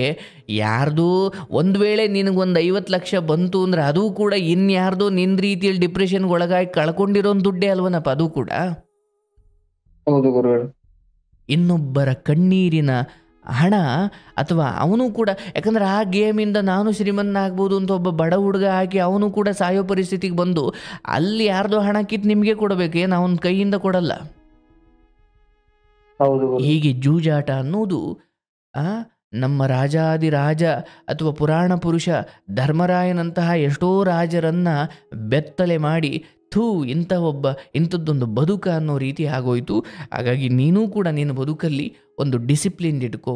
ಒಂದು ಬೆಳಗ್ಗೆ ಅಂದರೆ ಈ ಡಿಪ್ರೆಷನ್ ಅಂತ ಏನಿಲ್ಲಪ್ಪ, ನಿನ್ನಲ್ಲಿ ಅಗಾಧವಾದ ಒಂದು ಟ್ಯಾಲೆಂಟ್ ಇದೆ ಅಥವಾ ಏನೋ ನಿನ್ನ ನೋವನ್ನು ನೀನೇ ಹೀಲ್ ಮಾಡಿಕೊಳ್ಳುವಂಥ ಶಕ್ತಿ ಅಂತೂ ನಿನಗಿದೆ. ತಂದೆ ತಾಯಿಯನ್ನು ನೆನಪು ಮಾಡ್ಕೋ. ಅವರು ನಿನ್ನನ್ನು ಕಳಿಸ್ಬೇಕಾದ್ರೆ ಎಷ್ಟು ಸಂತೋಷದಿಂದ ಕಳಿಸ್ಕೊಟ್ರು, ಅಥವಾ ಪ್ರತಿ ಸಾರಿ ಫೋನ್ ಮಾಡಿದಾಗ ಊಟ ಮಾಡಿದ ಮಗ, ನಿದ್ದೆ ಮಾಡಿದ ಮಗ, ಹೆಂಗಿದ್ದಿ ಮಗ, ಅಥವಾ ದುಡ್ಡಿನ ಬಗ್ಗೆ ಕೇಳಿರ್ಬೋದು. ಕೇಳದೆ ಇರೋಕ್ಕಾಗಲ್ವಲ್ಲಪ್ಪ, ಯಾಕಂದ್ರೆ ಅವರು ಎತ್ತಿದ್ದಾರೆ ಹೊತ್ತಿದ್ದಾರೆ, ಅವ್ರಿಗೂ ಮಗ ಎಲ್ಲಿ ಹೋಗ್ಬಿಡ್ತಾನೆ, ಏನು ಮಾಡ್ಕೊಂಡ್ಬಿಡ್ತಾನೆ ಅನ್ನೋ ಭಯ ಇರ್ತವೆ. ನೀವು ಮಾಡದೆ ಹೋದರೂ ಕೆಲವೊಂದನ್ನು ಅಲ್ಲಿಗೆ ಹೋಗ್ಬೇಡ ಕಣೋ, ಇಲ್ಲಿಗೆ ಹೋಗ್ಬೇಡ ಕಣೋ, ನಾನು ಹೋಗಿಲ್ಲ, ನನಗೇನು ಗೊತ್ತಿಲ್ವಾ, ಅದು ಇದು ಅಂತ ಹೇಳ್ಬೋದು. ಆದರೆ ಅಪ್ಪ ಅಮ್ಮ ನೀವು ಅಲ್ಲಿ ಏನೋ ಹೋಗಿ ಎಡವಟ್ಟು ಮಾಡ್ಕೊಳ್ಬಾರ್ದು ಅಂತ ಹೇಳ್ತಾರೆ. ಅದಕ್ಕೂ ನೀವು ಕೋಪ ಮಾಡ್ಕೊಳ್ಳೋಂಗಿಲ್ಲ. ನೋಡಪ್ಪ, ಈ ಸಮಯದಲ್ಲಿ ಸ್ವಲ್ಪ ಜಾಗ ಬದಲಾಯಿಸು, ಮನಸ್ಥಿತಿಯನ್ನು ಬದಲಾಯಿಸ್ಕೊ. ಅದು ಹೇಗೆ ಅಂತ ಕೇಳಬೇಡ. ನೀನು ಸುಮ್ಮನೆ ನಿನ್ನ ಬದುಕು ನಾಳೆ ದಿನ ನಿನಗೂ ಒಂದು ಹೆಂಡತಿ ಅಂತ ಬಂದು, ನಿನಗೂ ಒಂದು ಜೀವನ ಸಂಗಾತಿ ಅಂತ ಬಂದು, ಆಕೆ ಕೂಡ ನಿನ್ನ ಜೊತೆ ಗೌರವಾನ್ವಿತವಾಗಿ ಬದುಕಬೇಕು. ನೀನು ತುಂಬ ದುಡ್ಡು ಮಾಡಿ ದೊಡ್ಡ ಶ್ರೀಮಂತ ಹುಡುಗಿ ಮದುವೆ ಆಗ್ಬಿಡ್ತೀನಿ ಎಲ್ಲ ಆಸೆ ಇಟ್ಕೊಳ್ಳೋ. ನೀನು ಹೆಂಗಿದ್ದೀಯೋ ಭಗವಂತ ನಿನ್ನ ಮನೆಯ, ನಿನ್ನ ಹಿರಿಯರು, ನಿನ್ನ ತಂದೆ ತಾಯಿಗಳು ಹೆಂಗೆ ತಗ್ಗಿ ಬಗ್ಗಿ ನಡ್ಕೊಂಡು, ಯಾಕಂದರೆ ತುಂಬ ದುಡ್ಡಿದ್ದಾಗ ಮನುಷ್ಯ ಮೆರೆದು ಬೇಗ ನಾಶವಾಗಿಬಿಡ್ತಾನೆ. ನಿನ್ನ ಅಪ್ಪ ಅಮ್ಮ ಅಥವಾ ನಿನ್ನ ಅಜ್ಜಿ ತಾತ ಅಥವಾ ನಿನ್ನ ವಂಶ ಇರೋದರಲ್ಲೇ ಬದುಕನ್ನು ನಡೆಸ್ಕೊಂಡು ಇಲ್ಲಿವರೆಗೂ ಬಂತು. ಏನು ನೀನು 55,000 ದುಡಿತಿರ್ಬೋದು, ನಿಮ್ಮ ಅಪ್ಪ ಅಮ್ಮದಿರು ಅಷ್ಟು ದುಡಿದೇ ಇರ್ಬೋದು. ಹಾಗಂತ ಅವ್ರೇನು ಮಣ್ಣು ತಿನ್ನಲಿಲ್ಲ, ಅವರು ಅನ್ನನೇ ತಿಂದ್ರು. ಹೌದಲ್ಲಯ್ಯ? ನೀನು 55 ದುಡಿತಿರೋ, ನೀವತ್ತು ಮಣ್ಣು ತಿಂತಿದ್ದೀಯ. ಎಷ್ಟು ದುಡಿದೆ ಅನ್ನೋದು ಮುಖ್ಯವಲ್ಲ, ಯಾವ ದಾರಿಯಲ್ಲಿ ದುಡಿದೆ ಅಂತ. ಹಾಗಾಗಿ ನೀನು ಒಮ್ಮೆ ನಿರ್ಧಾರ ಮಾಡು, ಈ ಸಮಯದಲ್ಲಿ ನಾನೇನು ಮಾಡಬೇಕು. ಇದಕ್ಕೆ ಏನೋ ಅಲ್ಲಿ ಪೂಜೆ ಮಾಡಿ ಇಲ್ಲಿ ಪೂಜೆ ಮಾಡು ಅಂತ ನಾನು ಹೇಳಲ್ಲಪ್ಪ. ಆದರೆ ಇದಕ್ಕೊಂದು ಡಿಸಿಪ್ಲೀನ್ಡ್ ಆದ ಒಂದು ಟೈಮ್ ಟೇಬಲ್ ಬೇಕು ಬದುಕಿಗೆ. ಯಾಕಂದರೆ ನೀವು ಶಾಲೆಯಲ್ಲಿ 9 ಗಂಟೆಗೆ ಬೆಲ್ ಆದರೆ ಸಂಜೆ 4:30 5 ಗಂಟೆಗೆ ಮತ್ತೆ ಮನೆಗೆ ಬರಲಿಕ್ಕೆ ಒಂದು ಬೆಲ್ ಹೊಡಿತಿದ್ರು. ಈ ನಡುವೆ ಇಷ್ಟು ಗಂಟೆಯಿಂದ ಇಷ್ಟು ಗಂಟೆಗೆ ಒಂದು ಫೀಲ್ಡು, ಎಷ್ಟು ಗಂಟೆಯಿಂದ ಇಷ್ಟು ಗಂಟೆಗೆ ಒಂದು ಫೀಲ್ಡು, ಎಷ್ಟು ಗಂಟೆಯಿಂದ ಇಷ್ಟು ಗಂಟೆಗೆ ಒಂದು ಫೀಲ್ಡು, ಮಧ್ಯೆ ಲಂಚು, ಆಮೇಲೆ ಮತ್ತೆ ಇಷ್ಟು ಗಂಟೆಯಿಂದ. ಅಂದರೆ ಆ ಬೆಲ್ಲಾಗಿ ಪ್ರೇಯರ್ ಆಗಿ ಒಳಗಡೆ ಕೂತ್ಕೊಂಡು ಸಂಜೆ ಸ್ಕೂಲ್ ಬಿಡೋವರೆಗೂ ಕೂಡ ಆ ಸಮಯವನ್ನು ಎಷ್ಟು ಚೆನ್ನಾಗಿ ವಿಭಾಗ ಮಾಡಿ ಆ ಒಂದೊಂದು ಫೀಲ್ಡ್ ನಿರ್ಧರಿಸಿದ್ರು. ಹೌದಲ್ಲಯ್ಯ? ಹೌದು ಗುರುಗಳೇ. ಅಂದರೆ ಅದಕ್ಕೆ ಶಾಲೆಗಳನ್ನು ಶಿಸ್ತು ಕೇಂದ್ರ ಅಂತ ಕರೀತಾರೆ. ನಮ್ಮ ಬದುಕಲ್ಲೂ ಕೂಡ ಆ ಶಿಸ್ತನ್ನು ನಾವು ರೂಢಿಸಿಕೊಳ್ಬೇಕು. ಬೆಳಿಗ್ಗೆ ಎಷ್ಟು ಗಂಟೆಗೆ ಎದ್ದೇಳೋದ್ರಿಂದ ಹಿಡಿದು ಧ್ಯಾನ ಮಾಡಬೇಕು, ಗುರುಗಳ ಮಾತುಗಳನ್ನು ಕೇಳಬೇಕು, ಪ್ರಾಣಾಯಾಮ ಮಾಡಬೇಕು, ವಾಕಿಂಗ್ ಮಾಡಬೇಕು. ಈ ಮಧ್ಯೆ ಎಲ್ಲೂ ಕೂಡ ಫೋನ್ ಹಿಡ್ಕೊಳ್ಳು, ಅಂದರೆ ಎಲ್ಲೋ ಒಂದು ಪ್ರವಚನ ಕೇಳಬೇಕಾ ದೂರದಲ್ಲಿ ಆನ್ ಮಾಡಿ ಇಟ್ಕೊಂಡು ಧ್ವನಿ ಕೇಳಿಸ್ಕೊಂಡ್ರೆ ಸಾಕು. ಈ ಮಧ್ಯೆ ನಿನ್ನ ಫೋನಲ್ಲಿ ಏನೇನು ಆ್ಯಪ್ಗಳಿರಬೇಕು, ನಿನ್ನ ಫೋನಲ್ಲಿ ನೀನು ಯಾರ ಜೊತೆ ಮಾತಾಡಬೇಕು, ವಾಟ್ಸಪ್ ಇರ್ಬೋದು, ಇಂಟರ್ನೆಟ್ ಇರ್ಬೋದು, ಕರೆನ್ಸಿ ಇರ್ಬೋದು. ಇದೆ ಅಂತ ನಾನು ಇಡೀ ದಿನವೆಲ್ಲ ಅದನ್ನೇ ಸ್ವೈಪ್ ಮಾಡಿಕೊಂಡು ಅದನ್ನೇ ಮಾತಾಡಿಕೊಂಡು ಕೂತ್ಕೊಂಡ್ರೆ ಜೀವನ ನಡೆಯಲ್ಲ. ಹಾಗಾಗಿ ನಿನ್ನ ಬದುಕನ್ನು ಬೆಳಿಗ್ಗೆ ಎಷ್ಟು ಗಂಟೆಗೆ ಎದ್ದೇಳಬೇಕು, ಎಷ್ಟು ಗಂಟೆಯಿಂದ ಎಷ್ಟು ಗಂಟೆಗೆ ಧ್ಯಾನ, ಎಷ್ಟು ಗಂಟೆಗಿಂದ ವಾಕಿಂಗು, ಎಷ್ಟು ಗಂಟೆಗೆ ತಿಂಡಿ, ಎಷ್ಟು ಗಂಟೆ ಅಂದರೆ ಪೂಜೆ ಎಷ್ಟು ಗಂಟೆಗೆ, ದೇವಸ್ಥಾನಕ್ಕೆ ಹೋಗೋದಾದರೆ ಎಷ್ಟು ಗಂಟೆಗೆ, ಊಟ ತಿಂಡಿ ಎಷ್ಟು ಗಂಟೆಗೆ, ಮತ್ತು ಆಫೀಸ್ಗೆ ಹೋಗೋದು ಎಷ್ಟು ಗಂಟೆಗೆ, ಅಲ್ಲಿ ನಾನು ಹೇಗೆ ಮೌನವಾಗಿರಬೇಕು, ಅಲ್ಲಿ ನಾನು ಕೆಲಸವನ್ನು ಎಷ್ಟು ಶ್ರದ್ಧೆಯಿಂದ ಮಾಡಬೇಕು, ಮಧ್ಯಾಹ್ನ ಎಷ್ಟೊತ್ತಿಗೆ ಊಟ, ಮತ್ತು ಸಂಜೆ ಕೆಲಸ ಬಿಟ್ಟಾದಮೇಲೆ ಎಲ್ಲಿ ಒಂದಷ್ಟೊತ್ತು ಪಾರ್ಕಲ್ಲಿ ಕೂತು ಅಥವಾ ಯಾರ್ದೋ ಒಳ್ಳೆ ಸ್ನೇಹಿತರ ಹತ್ರ ಮಾತಾಡಿ ಮತ್ತೆ ಎಷ್ಟು ಗಂಟೆಗೆ ರೂಮಿಗೆ ಬರಬೇಕು, ಎಷ್ಟು ಗಂಟೆಗೆ ತಿಂಡಿ, ಮತ್ತೆ ಎಷ್ಟು ಗಂಟೆಗೆ ಮೊಬೈಲಲ್ಲಿ ಏನಾದರೂ ಒಳ್ಳೇದು ನೋಡಬೇಕು, ಮತ್ತೆ ಎಷ್ಟು ಗಂಟೆಗೆ ಮಲಗಬೇಕು. ಅಂದರೆ ನಿನ್ನ ಬದುಕನ್ನು ಎಷ್ಟು ಚೆನ್ನಾಗಿ ಒಂದು ಟೈಮ್ ಟೇಬಲ್ ಹಾಕೋ, ಅಲ್ಲೆಲ್ಲೂ ಕೂಡ ಈ ಗೇಮಿಂಗ್ ಆಡ್ಲಿಕ್ಕೆ ಸಮಯನೇ ಕೊಡಬೇಡ. ಅಂದರೆ ನಿನ್ನ ಬದುಕಲ್ಲಿ ಇವತ್ತು ಕೂಡ ನಾನು ನಿನಗೆ ತೋರಿಸ್ತೀನಿ ನೋಡಪ್ಪ, ನೀವು ಸ್ಕ್ರೀನಲ್ಲಿ ನೋಡ್ಬೋದು. ಒಂದು ವೇಳೆ ನೀವು ನೋಡಿ, ನಾನು ಇಲ್ಲಿ ಒಂದು ಟೈಮ್ ಟೇಬಲ್ ಮಾಡಿಕೊಂಡಿದ್ದು, ನಿನಗೆ ಆಮೇಲೆ ಸ್ಕ್ರೀನಲ್ಲಿ ನೋಡ್ಕೊಳಪ್ಪ. ನಾನು ಇಲ್ಲಿ ಬರ್ಕೊಂಡಿದ್ದೀನಿ ನನ್ನ ಟೈಮ್ ಟೇಬಲ್. ಬೆಳಿಗ್ಗೆ 5 ಅಂದರೆ 5 AM ಇಂದ 7:30 AM ಧ್ಯಾನ, ಪ್ರಾಣಾಯಾಮ, ಭಗವದ್ಗೀತೆ ತರಗತಿ, ಮತ್ತು ನಾನು ಅಧ್ಯಯನ ಮಾಡಬೇಕು ಮತ್ತು ಮೌನವಾಗಿರಬೇಕು. ಇದು ನನ್ನ 5 ಗಂಟೆಯಿಂದ 7:30 ನಾನು ಹಾಕ್ಕೊಂಡಿರೋ ಟೈಮ್ ಟೇಬಲ್. ಮತ್ತು 7:30 ಇಂದ 8:00 ಸ್ವಲ್ಪ ಅಮ್ಮನಿಗೆ ಸಮಯ ಕೊಡ್ತೀನಿ, ಅಂದರೆ ಮನೆಗೆ ಸಮಯ ಕೊಡ್ತೀನಿ. ಮತ್ತು 8:30 ಇಂದ 11:00 ಜಿಮ್ಗೆ ಹೋಗೋದು, ಮನೆ ಕೆಲಸ ಮಾಡೋದು, ಸ್ನಾನ, ಪೂಜೆ, ತಿಂಡಿ. ಮತ್ತು 11:45 ಕೌನ್ಸ್ಲಿಂಗ್, 11:45 ಇಂದ 1 ಗಂಟೆಗೆ ಕೌನ್ಸ್ಲಿಂಗ್ ಇರುತ್ತೆ. ಅದು ನೊಂದ ಮನಸ್ಸಿಗೆ ಸಾಂತ್ವನ. ಕೌನ್ಸ್ಲಿಂಗ್ ಬರ್ತಾರೆ ಜನ. ಮತ್ತು 1:30 ಇಂದ 3 ಗಂಟೆವರೆಗೂ ಎಡಿಟಿಂಗ್ ಇರುತ್ತೆ, ರೀಲ್ಸ್ ಎಡಿಟಿಂಗ್ ಇರುತ್ತೆ, ತಮ್ನೇಲ್ಗಳು ಮಾಡೋದಿರುತ್ತೆ, ಮತ್ತು ಕಂಪ್ಯೂಟರ್ ವರ್ಕ್ ಏನೋ ಇರುತ್ತೆ. ಮತ್ತು 3 ಗಂಟೆಯಿಂದ ಸಂಜೆ 4 ಗಂಟೆ ಊಟ ಇರುತ್ತೆ. ಸ್ವಲ್ಪ ಹೊತ್ತು ಏನಾದರೂ ಆಶ್ರಮದ್ದು ಯಾರಿಗಾದರೂ ಕರೆ ಮಾಡೋದಿದ್ರೆ ಮಾಡ್ತೀನಿ. ಮತ್ತು 4 ಗಂಟೆಯಿಂದ 7 ಗಂಟೆವರೆಗೂ ಗ್ರಂಥಾಲಯ ಅಧ್ಯಯನ, ಪ್ರಾರ್ಥನೆ. ಅಂದರೆ 4 ಗಂಟೆಯಿಂದ 7 ಗಂಟೆ, ದಿವಸಕ್ಕೆ 3 ಗಂಟೆ ಓದ್ತೀನಿ. ಮತ್ತು 7 ಗಂಟೆಯಿಂದ 7:30 ಪ್ರೀತಿ ಮಾತು ಕಾರ್ಯಕ್ರಮ ಶುರುವಾಗುತ್ತೆ. ಅದಕ್ಕೆ ಒಂದಷ್ಟು ಕ್ಯಾಮ್ರಾ ಎಲ್ಲ ರೆಡಿ ಮಾಡಿ ಇಟ್ಬಿಟ್ಟು 7:30 ಹೋಗಿ ಊಟ ಮಾಡಿಕೊಂಡು 8 ಗಂಟೆಗೆ ಬಂದು ಕಾರ್ಯಕ್ರಮಕ್ಕೆ ಕೂತ್ಕೊಂಡ್ರೆ ಮುಗಿಯೋದು 10:30. 10:30ಗೆ ಸ್ವಲ್ಪ ಹೊತ್ತು ಧ್ಯಾನ ಮಾಡಿ ಆನಂತರ ಮಲ್ಕೊಂಡ್ರೆ ಮತ್ತೆ 5:30. ಅಂದರೆ ನೋಡಿ, ನಾನು ಇಲ್ಲಿ ಟೈಮ್ ಟೇಬಲ್ ನನ್ನ ಟೇಬಲ್ ಮೇಲೆ ಮಾಡ್ಕೊಂಡಿದ್ದೀನಿ. ಕಾರಣ ಇಲ್ಲೆಲ್ಲೂ ಕೂಡ ನನಗೆ ಬೇರೆ ಏನೋ ತಪ್ಪಾಡಲಿಕ್ಕೆ ಸಮಯನೇ ಇಲ್ಲ. ಕೇಳಿಸ್ಕೊಂಡನಪ್ಪ?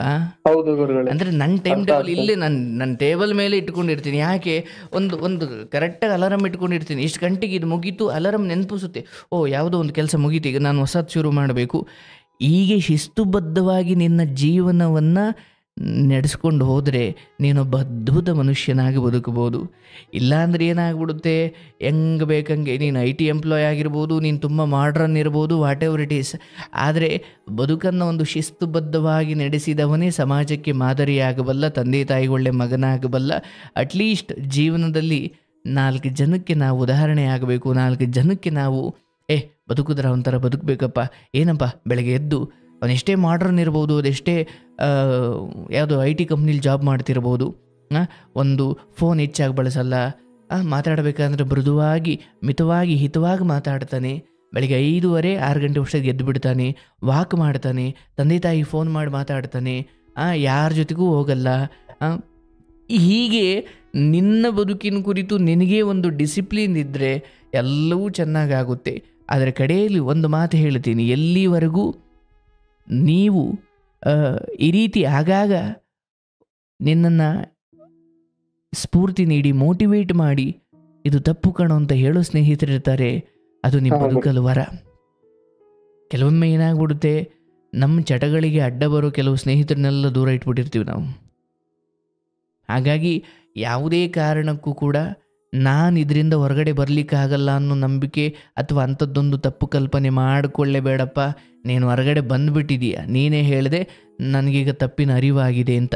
ನೀನು ಹೊರಗಡೆ ಬಂದಿದೀಯ, ಕೇವಲ ನೀನೊಂದು ಟೈಮ್ ಟೇಬಲ್ ಹಾಕೋ, ನಿನ್ನ ಗೋಡೆಗೆ ಅಂಟಿಸ್ಕೋ, ಎಷ್ಟು ಗಂಟೆಯಿಂದ ಎಷ್ಟು ಗಂಟೆಗೆ ನನ್ನ ಕೆಲಸ. ನೀನು ನಮ್ಮ ಥರ ನೀವು ಸ್ಪಿರಿಚುವಲ್ಲಿ ಅಥವಾ ಆಶ್ರಮದಲ್ಲಿ ಅಥವಾ ಅಧ್ಯಾತ್ಮದಲ್ಲಿ ಪ್ರವಚನ ಮಾಡದೆ ಅಥವಾ ಆ ಸ್ಥಾನದಲ್ಲಿ ಇಲ್ಲದೇ ಇರ್ಬೋದು, ಆದರೆ ನಿಮ್ಮ ಬದುಕು ಅಧ್ಯಾತ್ಮಕ್ಕಿಂತ ಅಥವಾ ನಿನ್ನ ಮನೆ ಆಶ್ರಮಕ್ಕಿಂತ ಬೇರೆ ಏನೂ ಅಲ್ಲ. ಆಶ್ರಮವನ್ನು ನಿರ್ಧಾರ ಮಾಡುವುದು ಹೊರಗಡೆ ಹಾಕಿರೋ ಆಶ್ರಮದ ಬ್ಯಾನರ್ಗಳಲ್ಲ, ಆಶ್ರಮದ ಒಳಗಡೆ ಇರೋ ಶಿಸ್ತು. ಹೌದಲ್ಲಪ್ಪ? ಹೌದು ಗುರುಗಳು. ಹಾಗಾಗಿ ನಿನ್ನ ರೂಮ್ ಕೂಡ ಆಶ್ರಮವೇ, ನಿನ್ನ ಮನೆ ಕೂಡ ಮಂತ್ರಾಲಯವೇ. ಯಾವಾಗ ಹಂಗೆ ನಾವು ತನು ಮನ ಅಂದರೆ ಕಾಯ ವಾಚ ಮನಸ ಬೇಗ ದೊಡ್ಡವನಾಗಬೇಕು ಅಂತ ಹೋದವರೆಲ್ಲ ದೊಡ್ಡವರಾದ್ರೇನೋ, ಆದರೆ ಉಳಿಲಿಲ್ಲ ಅವರು, ಅಥವಾ ಹೆಚ್ಚು ಅವರು ಮಾದರಿ ಆಗಲಿಕ್ಕಾಗಲ್ಲ. ಆ ಮಾರ್ಗದಲ್ಲಿ ಹೋದಾಗ ನೆಮ್ಮದಿ ಇರಲ್ಲಪ್ಪ. ತಂದೆ ತಾಯಿಗೆ ಫೋನ್ ಮಾಡು, ನನಗನ್ಸುತ್ತೆ ಒಂಚೂರು ಒಂದು ತಿಂಗಳಾನುಗಟ್ಟಲೆ ಕೆಲಸಕ್ಕೆ ರಜೆ ಹಾಕಿ ಸಾಧ್ಯವಾದರೆ ತಾಯಿ ತಂದೆಯರ ಹತ್ರ ಹೋಗಿ ಸ್ವಲ್ಪ ವಾತಾವರಣ ಬದಲಾಗಬೇಕು. ಈ ಫೋನು ಅಂದರೆ ಒಂಟಿಯಾಗಿದ್ದಾಗ ಏನಾಗ್ಬಿಡುತ್ತೆ, ಅಯ್ಯೋ ಇದೇನೇನೋ ಅನ್ನಿಸ್ತಾ ಇದೆ ಮನಸ್ಸಿಗೆ, ತಡೆಯಪ್ಪ ಮತ್ತೆ ಆಡ್ಬಿಡೋಣ, ಆ ಸಾಲನಾದರೂ ತೀರಿಸ್ಬಿಡೋಣ, ಹಂಗೆ ಮಾಡಿಬಿಡೋಣ, ಹಿಂಗೆ ಮಾಡಿಬಿಡ್ಬೋಣ. ನಿನ್ನ ತಾಯಿ ತಂದೆ ಅಥವಾ ನಿನ್ನ ಮನೆ ದೇವ್ರ ಮೇಲೆ ಆಣೆ ಮಾಡು, ಮುಖ ಕೈಕಾಲು ತೊಳ್ಕೊಂಡು ಸ್ನಾನ ಮಾಡಿಕೊಂಡು ಹಣೆಗೆ ವಿಭೂತಿ ಇಟ್ಕೊಂಡು ಅಥವಾ ಕುಂಕುಮ ಇಟ್ಕೊಂಡು ದೇವ್ರ ಮುಂದೆ ನೀನು ನಿಂತು ಪ್ರಮಾಣ ಮಾಡು, ಇನ್ನು ಮುಂದೆ ಯಾವುದೇ ಕಾರಣಕ್ಕೂ ನಾನು ಆ ಬೆಟ್ಟಿಂಗ್ ಆ್ಯಪ್ ಓಪನ್ ಮಾಡಲ್ಲ, ಇನ್ಸ್ಟಾಲ್ ಮಾಡಲ್ಲ ಅಥವಾ ಅದಕ್ಕೆ ದುಡ್ಡು ಹಾಕಲ್ಲ. ಇದು ನನ್ನ ತಾಯಿ ತಂದೆಯ ಮೇಲೆ ಆಣೆ. ತಾಯಿ ಆಣೆ ಇಕ್ಕೋದು ಸುಲಭ ಅಲ್ಲ. ಹಾಗೆ ಆಣೆ ಇಕ್ಬಿಟ್ಟು ಏನಾದರೂ ತಪ್ಪಾಗಿ ನಡ್ಕೊಂಡ್ರೆ ಅವರಿಗೆ ಸಾವು ಬರ್ಬೋದು. ಆ ಮಟ್ಟಿಗೆ ಆ ಆಣೆಗೆ ಶಕ್ತಿ ಇರೋದ್ರಿಂದ ನಾನು ಯಾವುದೇ ಕಾರಣಕ್ಕೂ ಇನ್ನು ಮುಂದೆ ನನ್ನ ತಾಯಿ ಆಣೆ, ನನ್ನ ತಂದೆ ಆಣೆ, ನನ್ನ ಮನೆ ದೇವರ ಆಣೆ, ಇನ್ನು ನಾನು ಅದಕ್ಕೆ ಕೈ ಹಾಕಲ್ಲ. ಅದೇನು ಡಿಪ್ರೆಷನ್ ಬರುತ್ತೆ, ಅದೇನು ಒಳಗಡೆ ಯಾವುದೋ ಒಂದು ಕೆಟ್ಟ ಶಕ್ತಿ, ಇಲ್ಲ ಓಪನ್ ಮಾಡು, ಇಲ್ಲ ದುಡ್ಡು ಹಾಕು, ಇಲ್ಲ ಸಾಲ ತೀರಿಸು, ಅದು ಏನಾದರೂ ಒಂದ್ಲಿ ಗೋಡೆ ಕೈ ಗುದ್ದುಕೊಳ್ತೀನಿ, ತಲೆ ಗುದ್ದುಕೊಳ್ತೀನಿ, ಪರವಾಗಿಲ್ಲ, ಒಂದು ಅರೆಗಳಿಗೆ ಏನೋ ಕಷ್ಟ ಆಗಬಹುದು. ಆದರೆ ನೀನು ಯಾವಾಗ ಒಳಗಡೆ ಆ ರಾಕ್ಷಸನ ಮಾತನ್ನು ಕೇಳೋದು ನಿಲ್ಲಿಸ್ತೀಯೋ, ಅದು ಕೂಡ ನಿಧಾನಕ್ಕೆ ತನ್ನ ಕೆಲಸವನ್ನು ನಿಲ್ಲಿಸುತ್ತೆ. ಬಟ್ ಎಲ್ಲಿವರೆಗೂ ಅಯ್ಯೋ ನನಗೆ ಹಂಗೆ ಅನಿಸುತ್ತೆ ಸರ್, ಬಿಡೋಕ್ಕೆ ಆಯ್ತಿಲ್ಲ ಅಂದರೆ ಬಿಡೋಕ್ಕಾಗ್ತಿಲ್ಲ ಅನ್ನೋದನ್ನು ಪದೇ ಪದೇ ನೀನು ಹೇಳ್ಕೊಂಡಾಗ ನಿನ್ನ ಸುಪ್ತ ಪ್ರಜ್ಞೆ ಕೂಡ ಅದನ್ನು ಸ್ವೀಕರಿಸುತ್ತೆ. ಹೌದು, ನಿನಗೆ ಬಿಡೋಕ್ಕಾಗಲ್ಲ ಅಂತಲೇ ಅದು ಹೇಳುತ್ತೆ. ನಾನು ಬಿಟ್ಟಿದ್ದೀನಿ ಫೋನ್ ಬಿಟ್ಟು ಅಂದರೆ ಫೋನ್ ಇಲ್ಲದೆ ನಮ್ಮಲ್ಲಿ ಬ್ರಹ್ಮಚರ್ಯವನ್ನು ಪಾಲನೆ ಮಾಡ್ತಾರಲ್ಲ, ಹಾಗೆ ಈ ಹೆಣ್ಣಿನ ಮೋಹ ಅಥವಾ ವೀರ್ಯ ನಾಶವನ್ನು ಮಾಡಿಕೊಳ್ಳದ ಹಾಗೆ ಭಗವಂತನ ಕಡೆ ಗಮನ ಕೊಟ್ಟು ಲೋಕ ಕಲ್ಯಾಣಾರ್ಥವಾಗಿ ನಮ್ಮ ಶಕ್ತಿಯನ್ನು ವಿನಿಯೋಗಿಸಿ. ಯಾಕಂದರೆ ವೀರ್ಯನಾಶ ಅಂದರೆ ಒಬ್ಬ ಮನುಷ್ಯ ನಿಶಕ್ತನಾಗಿ ಹೋಗ್ತಾನೆ. ಹೌದಲ್ಲಯ್ಯ? ಏನೂ ಶಕ್ತಿ ಇರಲ್ಲ ಅವನಿಗೊಂದು. ಏನು ಜಗತ್ತು ತುಂಬ ಸ್ಪಷ್ಟವಾಗಿ ಕಾಣಲ್ಲ, ಸುಂದರವಾಗಿರೋದು ಕೂಡ ಜಿಗುಪ್ಸೆ ಥರ ಕಾಣುತ್ತೆ. ಯಾಕಂದರೆ ವೀರ್ಯನಾಶ ಅಂದಾಗ ಅವನೊಳಗಿನ ಬುದ್ಧಿ, ಅವನೊಳಗಿನ ಏಕಾಗ್ರತೆ, ಅವನೊಳಗಿನ ಕ್ರಿಯಾಶೀಲತೆ ಹಾಗೂ ಭಗವತ್ ಪ್ರಜ್ಞೆ ಎಲ್ಲವೂ ಹಾಳಾಗುವಂಥದ್ದೇ ವೀರ್ಯನಾಶ.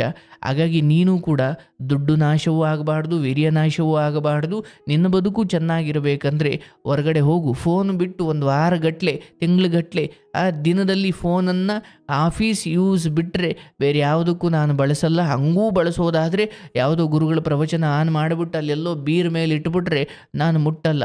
ಅದು ಏನಾಗುತ್ತೋ ಆಗಲಿ, ಒಂಟಿಯಾಗಿರೋದನ್ನು ಮನುಷ್ಯ ಸ್ವಲ್ಪ ಕೈ ಫೋನ್ ಇಲ್ಲದೇನು, ಟಿ ವಿ ಇಲ್ಲದೇನು, ಯಾರಿಲ್ಲದೇನು ಸ್ವಲ್ಪ ಧ್ಯಾನಸ್ಥನಾಗಿ ಕೂತ್ಕೊಳ್ಳಿಕ್ಕೆ, ನಿಲ್ಕೊಳ್ಳಿಕ್ಕೆ, ಮಲ್ಕೊಳ್ಳಿಕ್ಕೆ ಬಂದರೆ ಅವನ ಬದುಕನ್ನು ಅವನು ಯಾರೆಲ್ಲರೂ ಲೀಡ್ ಮಾಡ್ತಾನೆ ಅಂತ ಅರ್ಥ. ಕೆಲವೊಬ್ಬರಿಗೆ ಇಲ್ಲ ಟಿ ವಿ ಇರಬೇಕು, ಇಲ್ಲ ಫೋನ್ ಇರಬೇಕು, ಇಲ್ಲ ಯಾರೋ ಮಾತಾಡೋಕ್ಕಿರಬೇಕು, ಇಲ್ಲ ಕೈಲಿ ಯಾವುದೋ ಒಂದು ಪೇಪರ್ ಇರಬೇಕು. ಇದು ಏನೂ ಇಲ್ಲದ ಪರಿಸ್ಥಿತಿ ಬಂದಾಗ ಹೆಂಗೆ ಬದುಕ್ತಿರ್ ಮತ್ತೆ? ಹಾಗಾಗಿ ನಿಮ್ಮದು ಒಂದು ರೀತಿಯ ಚಟ. ಇನ್ಯಾರಿಗೋ ಹುಡುಗಿ ಪ್ರೀತಿಸ್ಬಿಟ್ಟಿದ್ದೀನಿ ಸರ್, ಬಿಡೋಕ್ಕಾಗ್ತಿಲ್ಲ, ಅವ್ನಿಗೆ ಇನ್ನೊಂದು ಚಟ. ಇನ್ಯಾರಿಗೂ ಎಣ್ಣೆ ಕುಡಿದೇ ಇರೋಕ್ಕಾಗಲ್ಲ, ನಿಮಗೆ ಜೂಜಾಡದೇ ಇರಲಿಕ್ಕಾಗಲ್ಲ, ಇನ್ಯಾವುದೋ ಹುಡುಗಿ ನೋಡದೇ ಇರಲಿಕ್ಕಾಗಲ್ಲ. ಈಗ ಒಬ್ಬೊಬ್ರದ್ದು ಒಂದೊಂದು ಚಟ ಇದೆ ಕಣೆಯ. ಆದರೆ ನಿನ್ನ ಚಟ ಇದೆಯಲ್ಲ, ಅದು ತಂದೆ ತಾಯಿಗಳ ದೃಷ್ಟಿಯಲ್ಲಿ ಕೆಟ್ಟವನಾಗ್ತೀಯಾ, ಸಮಾಜದ ದೃಷ್ಟಿಯಲ್ಲಿ ಕೆಟ್ಟವನಾಗ್ತೀಯಾ, ಕಡೆಗೆ ನಿನ್ನ ಬದುಕು ಹೆಂಗಾಗ್ಬಿಡುತ್ತೆ ಅಂದರೆ ಯಾರಿಗೂ ನೀನು ಬೇಡ, ಕಡೆಗೆ ನಿನಗೂ ನೀನು ಬೇಡದವನಾಗಿ ಬದುಕನ್ನು ಮುಗಿಸಿಕೊಳ್ಳಿಬಿಡೋಣ ಅನಿಸುತ್ತೆ. ಹಾಗಾಗಿ ಇಷ್ಟು ಅದ್ಭುತವಾದ ಜೀವನ ಸಿಕ್ಕಿದೆ. ಒಳ್ಳೆ ಯೌವನ ಇದೆ, ಒಳ್ಳೆಯ ವಯಸ್ಸಿದೆ, ಒಳ್ಳೆ ದೇಹ ಇದೆ, ಆರೋಗ್ಯ ಇದೆ, ಅದರಲ್ಲಿ ಒಳ್ಳೆ ಕೆಲಸ ಇದೆ, ಒಳ್ಳೆ ಸಂಬಳ ಇದೆ, ತಂದೆ ತಾಯಿ ಇದ್ದಾರೆ. ಇದೆಲ್ಲ ಇದ್ದು ಕೂಡ ಇದರ ಜೂಜಾಟಕ್ಕೆ ಬಿದ್ದು ಯಾಕಪ್ಪ ಹಾಳು ಮಾಡ್ಕೊಳ್ತೀಯ? ತೊಂದರೆ ಇಲ್ಲ, ಯಾವಾಗಾದ್ರೂ ಬೆಂಗಳೂರಲ್ಲೇ ಇದ್ದೀಯಾ, ಯಾವುದಾದ್ರೂ ಭಾನುವಾರದತ್ತು ಆಶ್ರಮಕ್ಕೆ ಬಂದು ಹೋಗು. ಸರಿ ಗುರುಗಳೇ, ಬರ್ತೀನಿ. ಅಡ್ರೆಸ್ ಬೇಕಂದ್ರೆ ಈ ನಂಬರ್ಗೆ ವಾಟ್ಸಪ್ ಮಾಡಪ್ಪ, ನಿನಗೆ ಅಲ್ಲಿ ನಮ್ಮವರು ಹೇಳ್ತಾರೆ. ಬಟ್ ನೀನು ಈ ದಿನದಿಂದ, ಈ ಕ್ಷಣದಿಂದ ಅದೇನು ಪ್ರಾಣ ಹೋಗುತ್ತಾ ಹೋಗಲಿ, ನಾನು ಆ ಜೂಜಾಟಕ್ಕಂತೂ ಇಳಿಯಲ್ಲ. ಸಾಲ ತೀರಿಸ್ಲಿಕ್ಕೆ ಭಗವಂತ ನನಗೆ ಶಕ್ತಿ ಕೊಟ್ಟಿದ್ದಾನೆ. ಈ ಮುಂಚೆ ಒಂದು ಹೆಣ್ಮಗಳು ಫೋನ್ ಮಾಡಿದ್ರಪ್ಪ, ನನ್ನ ಗಂಡನಿಗೆ ನಾನು ದ್ರೋಹ ಮಾಡ್ತಿದ್ದೆ, ಒಂದು ಯಾವುದೋ ಪರಪುರುಷನ ಸಹವಾಸಕ್ಕೆ ಬಿದ್ದಿದ್ದೆ, ಆದರೆ ಈ ಕಾರ್ಯಕ್ರಮ ನೋಡಿ ಎಚ್ಚೆತ್ಕೊಂಡು ನಾನು ಅದನ್ನು ಬಿಟ್ಟು ಈಗ ನಾನು ನೆಮ್ಮದಿಯಾಗಿದ್ದೀನಿ ಅಂತಾರೆ. ನೀನು ಕೂಡ ಅಯ್ಯೋ ಗುರುಗಳೇ, ನಾನು ಮಾಡ್ತಿದ್ದೆ, ನಾನು ಕೂಡ ಜೂಜಾಟಕ್ಕೆ ಹೋಗಿ ಒಂದಷ್ಟು ಲಕ್ಷ ಕಳ್ಕೊಂಡಿದ್ದೆ, ಆದರೆ ನನಗೆ ಅರ್ಥವಾಯಿತು ಈ ಜೂಜಾಟ ಅನ್ನೋದು ಅದೊಂಥರ ಅಪ್ಸರೆ, ಊರ್ವಶಿ ಅಥವಾ ಮೇನಕೆಯರ ಥರ. ಅವ್ರು ನಿಮ್ಮವರಲ್ಲ, ಬಟ್ ನಿಮ್ಮವರು ಅನ್ನೋ ಒಂದು ರೀತಿ ಸುಖ ಬರೆಸ್ತಾರೆ ಮೊದಲು, ಆಮೇಲೆ ನಶೆ ಇಡಿಸಿಬಿಟ್ಟು ಅರ್ಧದಲ್ಲಿ ಹೊಂಟೋಗ್ಬಿಡ್ತಾರೆ. ಇವನ ಈ ಕಡೆ ಬಿಡೋಕ್ಕಾಗಲ್ಲ, ಕಟ್ಕೊಳ್ಳೋಕ್ಕಾಗಲ್ಲ ಅನ್ನೋಷ್ಟು ನರಳಿ ನರಳಿ ನರಳಿ ತಂದೆ ತಾಯಿಗೆ ದುಃಖ ಕೊಡುವಂಥದ್ದು ಏನೂ ಮಾಡಬೇಡಪ್ಪ. ಇದೇ 10 ಲಕ್ಷ, ಇದೇ ಕಳ್ಕೊಂಡಿರೋ ದುಡ್ಡಲ್ಲಿ ಊರಲ್ಲಿ ಒಂದೇನೋ ಬೈಕ್ ತರ್ಬೋದಿತ್ತು, ಇಲ್ಲೇನೋ ಹೊಲಕ್ಕೆ ಅಡಿಕೆ ಸಸಿ ಕಟ್ಬೋದಿತ್ತು, ಅಥವಾ ಇನ್ನೇನೋ ಊರ ಕಡೆ ಡೆವಲಪ್ಮೆಂಟ್ ಮಾಡಿದರೆ ಊರ ಜನಕ್ಕೆ ನೀನು ಮಾದರಿ ಆಗ್ತಿದ್ದೆ. ಇಲ್ಲಿ ನೀನು ಕೆಟ್ಟವನಾಗಿ ಹಣನೂ ಕಳ್ಕೊಂಡು ಬೇಡಪ್ಪ. ಅದೊಂದು ಚಟದಿಂದ ದೂರ ಇರಲಿಕ್ಕೆ ನನ್ನ ಕೈಲಿ ಆಗಲ್ಲ ಅನ್ನೋದು ಬಿಟ್ಬಿಡು. ನಿನ್ನ ಕೈಲಿ ಆಲ್ರೆಡಿ ಆಗಿದೆ, ನೀನು ಬಿಟ್ಟಿದ್ದೀಯ. ಯಾವಾಗ ಬಿಟ್ಟೆ ಗೊತ್ತೇನು?